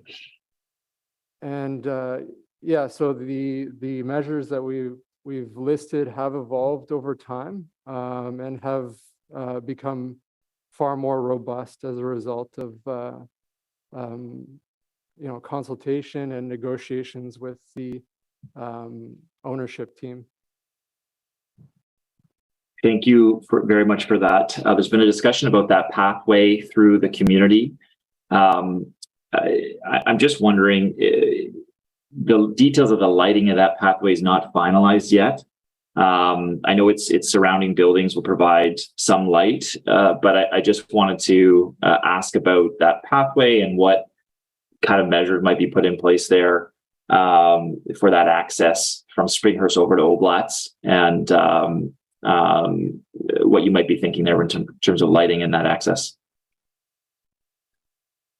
Mr. Chair, thank you for that question. So this element will be further developed through site plan. A plan which includes the proposed location of a lighting can be asked for, and we could emphasize that it be designed in a way that improves safety within this space, and that could be added to the approval. But I will also mention that by nature of this development, there will be more eyes on this space, including the units that overlook the space to the existing building to the west. But we could also, because this is an ongoing site plan, involve our colleagues with Ottawa Police Services to assess this from a crime prevention through environmental design perspective, and to see if there's any additional measures that can be taken. I'll also just end off by saying that there is an entrance on that location as well, so it will be traveled fairly frequently. Yeah, this is an area where you're blocked off from getting there. You'd have to go all the way around. It's a needed pathway. And so, and SEPTED, it is all well and good. I guess what I'm most concerned about is the functionality of the pathway, the accessibility of the pathway, which I think we're going to be able to work through on site plan and appreciate that. The public park that is supposed to be created here, how would that come to be in terms of development of the site? When would it, for example, get transferred over to city hands? Just timeline wise, what would, I guess we're at the will of when they actually decide to put shovels in the ground and make a change here. But is there any information you could provide on that, the public park side? Thanks, Chair. So through the zoning, we've carved out the area that the park will be located on the corner there with the O1 zoning, which is typical of our park space, and that zoning was confirmed by our parks colleague. The next step will be through the site plan control application. There'll be a condition on our agreement for parkland conveyance. So you'll see land conveyance in this case instead of the typical cash and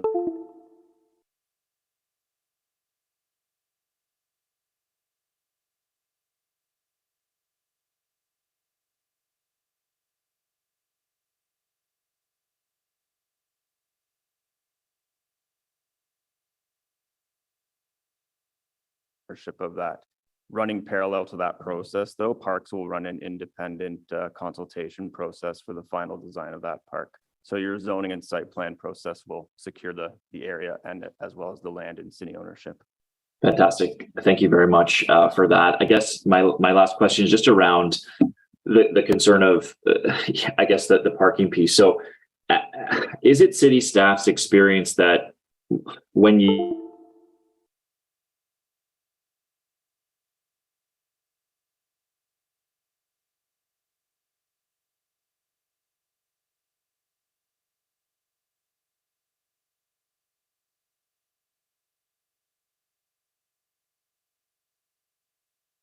parking, there's fewer spaces there? I guess, do you have experience in that? What's your assessment of that? Chair, I'm going to cautiously generalize this response in saying that we are seeing more and more applications, whether it's low rise, mid rise, or even high rise along our transit corridors, going more the route of parking reductions. I don't think we've seen enough of that build out to understand the full implications of that parking reductions as we're adding those transit demand strategies, but certainly from a construction and market point of view, we are seeing developers utilize that more often than we had in past years. So I can only infer that when you don't build the parking and set up a development to signal that, you know, this is a development geared towards alternative modes of transportation, that change in human behavior and shift will occur naturally. Okay, thank you very much for this. And I just want to plug this area one last time. Obviously, Greystone's developed, there's been adaptive reuse into a school of the Day Chatelet building, as well as OCH looking into affordable housing in this area. The Grand LA, which is going to house the Main Street Farmers Market in the future, is a wonderful amenity in this space. There is going to be fantastic walking, biking, transit infrastructure that continues along this area.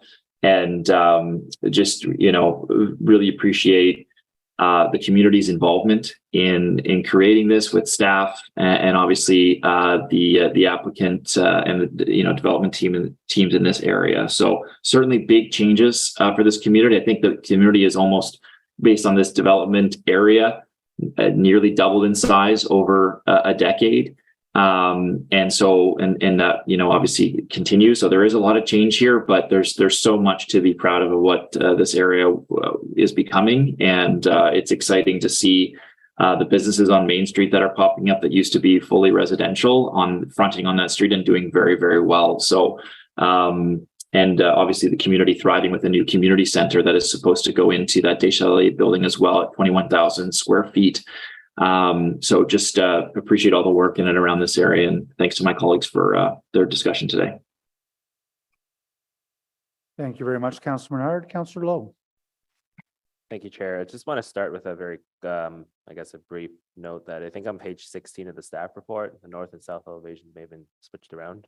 One side does look more like the north and the south. Just a note before it goes to council. The images that are in the staff report are, you know, they're a little fuzzy, so I can't really see the numbers.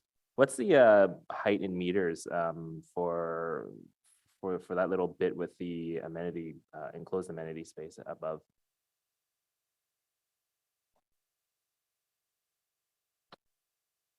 I'll just pull up the elevations. I'll be able to get that information. But we're suggesting that it be maximum height of 4.5 meters, which is a standard height, and it includes any sort of minor projections that would occur above that structure. But I'll see if I can find that information for you.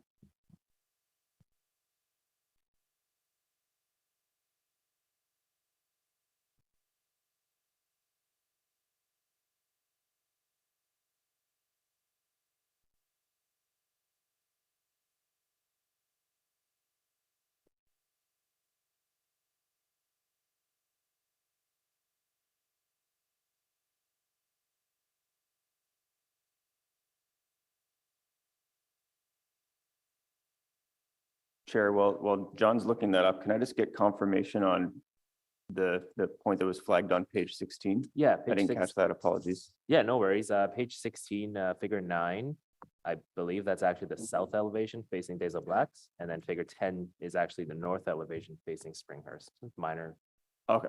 Yeah, minor thing just before it goes to council. No, the point of the question about the meters was I know there is some condos to the west towards Main Street, to the west of this building, and where that amenity space is going, where that supposed possible extra floor is going, like I just want to know how close it is to the height of the neighboring building, like if it really is something that's going to be so obtuse. Sorry, Mr. Chair. Are you referring to the setback of this structure to the adjacent building? So no, so the height in meters, because there was a public delegation earlier that said it's like adding a 5th story and then it's going to add all these shadows. But I note that there are condos right beside it too, right to the west of this building, and based on street view, they appear to be a very similar height with the enclosed amenity area. So I just want to know if it really is that similar, or if it really is that big of a difference that will raise that many concerns. And unfortunately, I don't have any information on the adjacent building, but I know that that building has limited projections within that space. It was zoned in a similar fashion, split zoned, so that portion of the site is restricted to 4 stories, and they've chosen to locate most of their density of the building towards the southern portion on Des Oblats. And there may be some minor encroachments within that space, but I can't tell you exactly how this building matches up to that one. It'll be, a maximum height of 15 meters, and the additional amenity structure is approximately 4.5 meters. I will add, Chair, that the final design of that space will be done through site plan, but the way we've set up the zoning in the schedule is there's the 4-story height limit up to 15 meters, which is the part of the building you see framing the street. That amenity level is allowed to go a maximum 4.5 meters above that height. And based on the schedule, it's also a minimum 2.5 meters from the edge of the building. So that's tucked away and set back from that low rise form. So it gives a bit of an angular plane. Yes. Yeah, okay, thanks. Thank you, Councillor. Councillor Curry? Thank you, Mr. Chair. So, I mean, what we have here is we have a staff recommendation, and even though the local councillor is not on this committee, it sounds like the councillor is supportive. So, because the report just simply said the councillor is aware of it, but it sounds like the councillor is supportive of it. I'll let Councillor Menard speak for himself, but I believe he'll be supporting the council. Yeah, so thank you, Chair. This will rise to council, and I'm supportive of the adaptive reuse of this building. I think there's a couple little things that we want to figure out with the developer still around the affordable housing piece that I had mentioned, and of course the pathway and site plan, but in general, I'm supportive of the application overall. Thank you very much for that clarification. It's very difficult to vote against something that has staff recommendation and local councillors supporting. I will say, I just want to ask a couple of questions. So have we ever before, have, I guess, our planning staff ever supported an application or seen an application where the reduction of parking is to 0? Chair, I can't think of specific examples off the top of my head, but I'd be fairly confident in saying yes. We've also significantly changed our bylaw over the years where any development 12 units or less does not require any parking. And there's also the area Z areas that are close to downtown cores, transit priority areas where the zoning bylaw itself requires no parking. So down the street from me, there are multiple multi-res buildings that have been built just recently with no parking, but it's not a matter of city staff approving it because we already eliminated the requirement for that. Okay, so this is not a brand new thing. We have seen this before. Okay, I mean, that helps me. If this were ever something that did not work very well and was causing tremendous problems in this community, would it be very easy to add additional parking later on? Chair, based on the site design and the adaptive reuse of the building, I would venture to say that it'd be very difficult to add parking after the fact. There is the surface parking lot, which does have the 27 visitor parking spaces, and there's the ability to provide up to 7 car share spaces on this site. Beyond that, if this development is constructed in accordance with those plans, I'd say there'd be limited opportunity to add it after the fact. All right, thank you. And then the request by the community to save some trees. I guess there were a lot of trees, you're saving one, but to add more trees, you're actually taking away some existing on-street parking to add more trees. Is that correct? Yes, that's correct. So there's just I believe a single removal on the Oblat side, and quite a bit of investment on an improvement on that frontage. So as I mentioned in the presentation, approximately 15 trees will be added to that side. The current layout of that frontage has direct access parking spaces. And the first iteration of the site plan included a few lay-by parking stalls. And we requested that they remove that to have a more continuous frontage, and they were open to that. So we have a sidewalk that will run continuously, save for the 2 car share parking spaces. But otherwise, there's quite a bit of additional plantings within that space. Great, thank you. I appreciate that. I saw that. I thought it is also taking away additional parking. But I guess my overall comment here is that I don't think a deferral is going to help. I don't think anything real would happen with a deferral. I think it would be a long process that would maybe result in not really solving most of the problems. I know communities always feel that way as if they haven't been heard. I think that this is a slightly different situation here where they have been heard on many fronts, but just not all fronts. And that's a tricky thing to do. I've seen that in Canada as well. The one thing I will say is an overall higher level comment, and I think we heard this from the planner, because, Councillor Kelly makes a very good point that, this kind of building potentially discriminates against some people living there. There are other places to live, but the reality is people who need a truck, for their work, not a car share vehicle, people that live in a world where they have to be somewhere immediately, can't necessarily wait for a subway. There are jobs like that. PSWs in particular need to have a car with all of their equipment in it. They can't just constantly be having rideshare vehicles. And the visitor parking space on the PSW front here is a good thing because PSWs need parking spaces in front of buildings where if seniors were in these units, they would be at least able to park. So there's sort of the positives and the negatives here on many fronts. But my concern always is if you don't encourage families to live in this area, that's not a good thing. And it's challenging for families to live in this setting with all of these restrictions. It's not impossible, but it is challenging. And I just always want to see developments that are more family friendly. I don't know that this is it. It's challenging to have many kids and no car at all, even just to store it.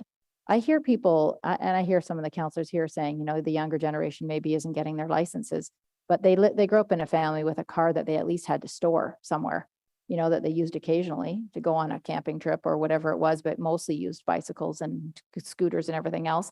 The reality is that this is something the developer has to deal with. Who are they going to market this to? Maybe not families, maybe to university students and people who want fully furnished apartments. And those are whoever they are. People aren't offered parking right from the start. That will help.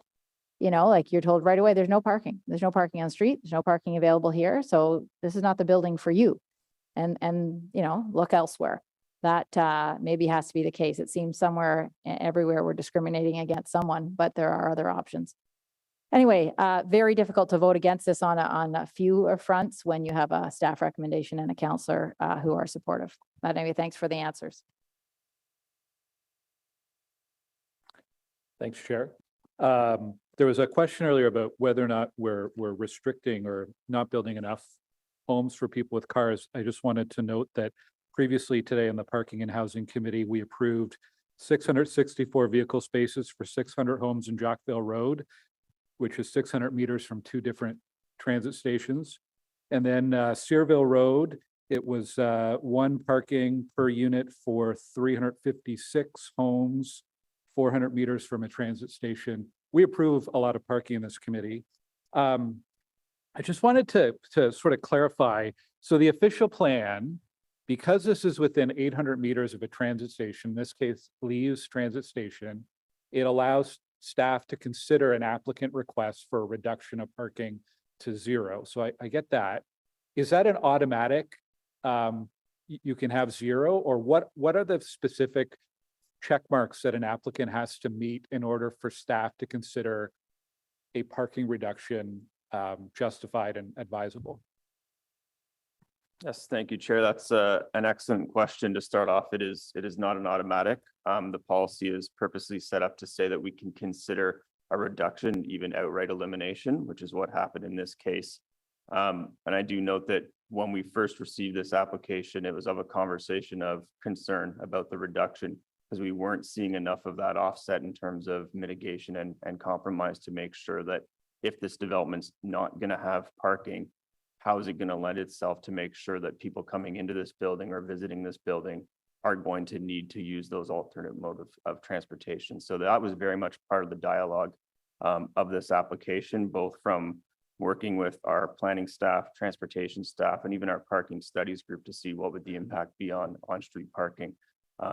So it would be considered on a case-by-case basis with the option there of getting all the way up to no parking, but certainly not an automatic. A lot of work went into understanding how we would get down to 0.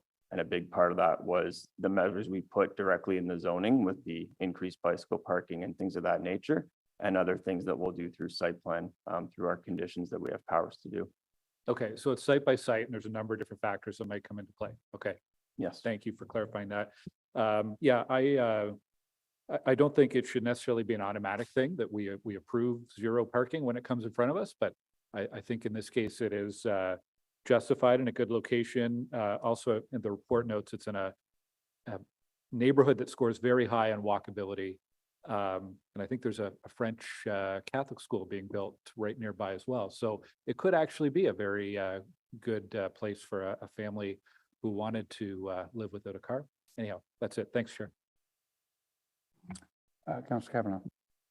Thank you, Chair.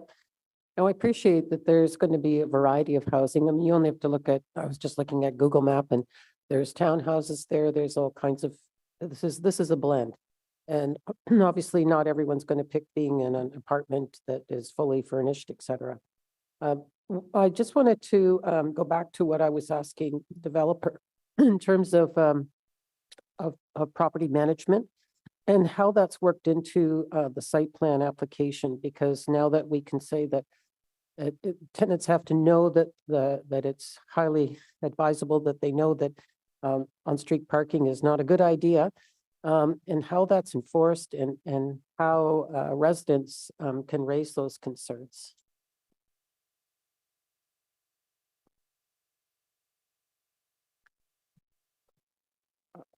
Mr. Chair, I mean, we'll include a condition in the site plan that speaks to the property management and the services that they'll offer, as well as the understanding of you know,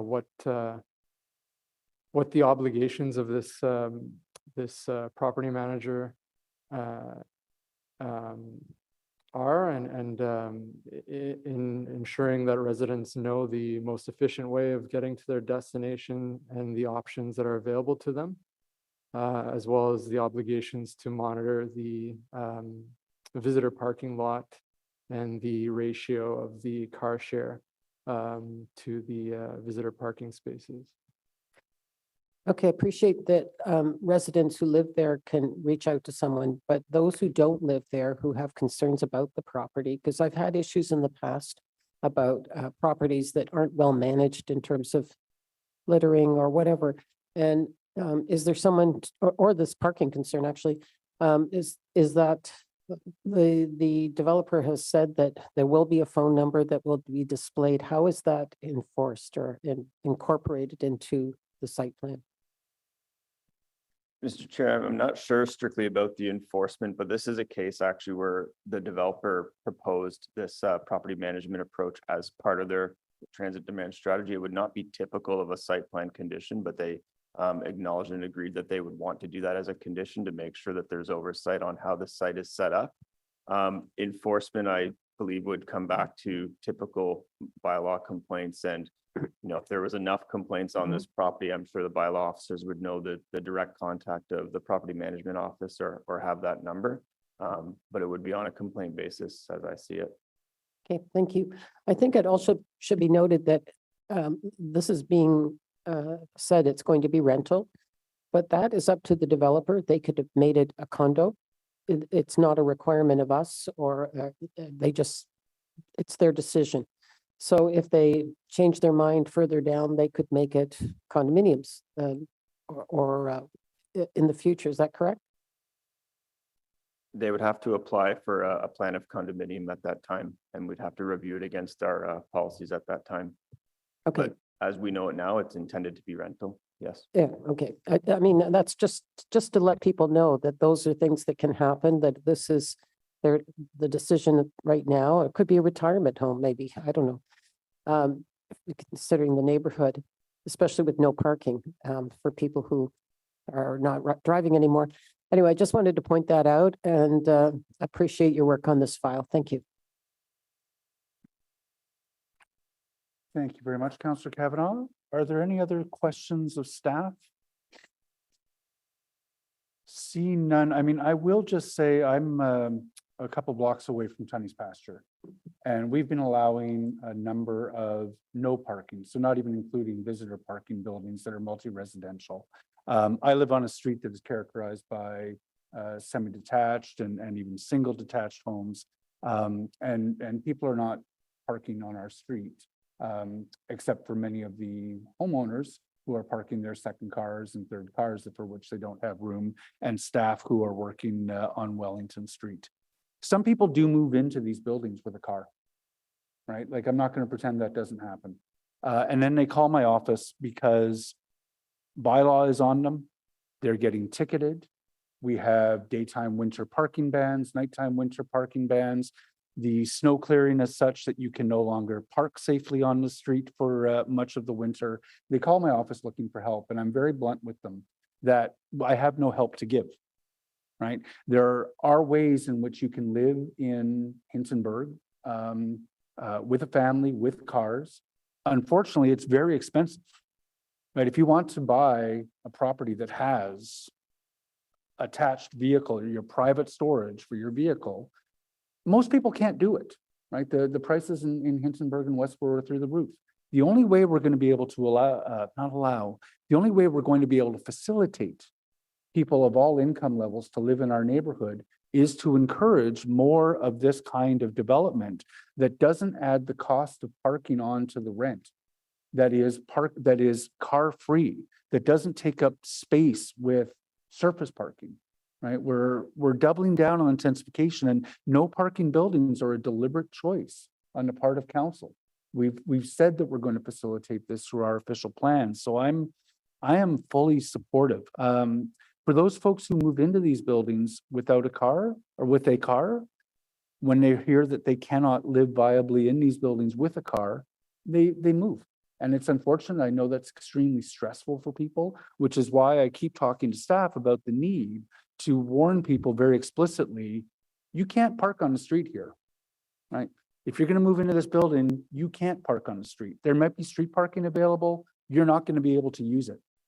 It's critical that we be really, really blunt with people, because the stress of moving into a building and then finding out that you can't, in fact, park sustainably on the street is more than people should have to bear. But there are hundreds, soon to be thousands of people who are moving into the great neighborhoods that we're building along LRT without cars, and it's very sustainable for them. You can move into our neighborhood with a car, but you have to find a unit that has private vehicle storage as part of it. And unfortunately, near LRT stations, that's going to cost money. It costs a lot to try to find something that has parking, and I don't have the silver bullet on that. I will leave it there. Colleagues, is this item carried? Carried? Carried. Sent from Councillor Kelly. Thank you, Councillor Kelly. All right, we will move on. Our final item is Armstrong. Where is Armstrong? So Armstrong, I haven't asked for a performance. This is a file that, as far as I'm concerned, should have been in front of the Committee of Adjustment with respect to the need for a zoning, but we do keep seeing these in front of the committee. I have a delegation. Sorry, I have Jack Billen and Eric Beanwright from Lion Trade, who are the applicants who are prepared to speak. Jack and Eric, did you want to make any comments before we hear from our public delegation? There isn't going to be a presentation on this one outlining what the development is. We'll give them a moment to come in.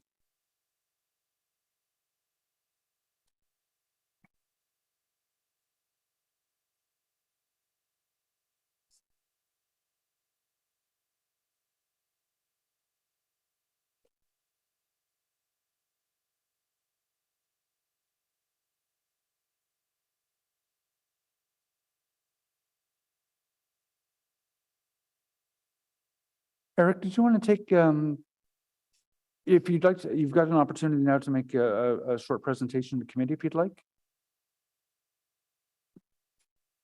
Speak very briefly about it. I mean, you presented, this is quite minor as a request. The only real reason that we have to go through this is because of the irregular shape of the lot. You'll also note we built a very similar building that has the exact same footprint in Beechwood on Champlain Avenue. And this one mirrors that exactly. But because of the shape of the lot, we actually had to, increase the footprint in terms of the percentage of the rear yard setback, which is exactly what we are requesting here. One thing that was not noted is we will be making 2 of the units affordable housing units. That is consistent with what we did in Beechwood, and it worked out well. And so we'll be doing that. And then as was mentioned throughout the past presentation, this is a 12-unit building, does not require parking as part of the city guidelines and is presented as such, especially given its proximity to the light rail. We find that this is quite conducive and adds a good mix of 2-bed and 1-bed units, and also a mix of type of 2-bed units with larger 2-bed, 2-bath and smaller 2-bed, 1-bath. I'll leave it at that, but happy to answer any questions. Thanks, Eric. I know someone will ask, so when you say the 2 units are intended to be affordable, is that a market definition of affordable or deeply affordable? It's the definition according to CMHC. I believe that's 1535 from memory is the rent for those units based on our comparable building. Yeah, so that's it'll be about 1,535 per month for a 1-bedroom unit, which would be a reasonably substantial discount from what you could probably get on the open market and on Armstrong and Hintonburg, which would be closer to 2,000 or so a month, is my assumption. Correct. Yeah. Okay, so with that, we have a delegation from Cheryl Parrott. Cheryl, no stranger to the committee. You've got 5 minutes to make your presentation. All right, and it's thank you. It's fairly short. So we do appreciate, the Hintonburg Community Association appreciates the work of the applicant and the planner to respond to comments that we provided at a meeting that was held with the applicant and the neighbors of the site, and particularly with respect to the increase in the number of retained trees, because trees, we're losing them at a great rate in Hintonburg. And so retaining any of those trees is so very important, the more mature trees. We are, however, very disappointed that the applicant is unwilling to increase the amount of bicycle parking provided. We always make this request on every new proposed development because pretty well everything here has no parking provided. And it's particularly urgent on this site. And part of the reason for that is there's no parking anywhere around. So on Armstrong Street, there's no parking. On Parkdale, there's no parking. Carruthers is so intensified, which is, quite a ways away, that there's no parking left. And Hinchy doesn't have very much at all. So given that, it's really essential that bicycle parking be increased to at least 1 space per unit. And you should have indoor or weather protected bicycle parking. That should be provided. And Some developers coming forward have done that. They have amended their plans to do that. But unfortunately, this developer has not. And we have supported the R4U zoning, which encourages the construction of low-rise apartments and forbids parking in favor of that soft landscaping and trees. And we fight very hard to keep that required green space in the rear. However, the failure to increase the requirement for bicycle parking to at least one space per unit creates really serious issues with on-street parking, which is already in such short supply in our neighborhood. And we really can't rely on the goodwill of developers to just increase the supply of bike parking beyond the minimum 0.5 spaces per unit.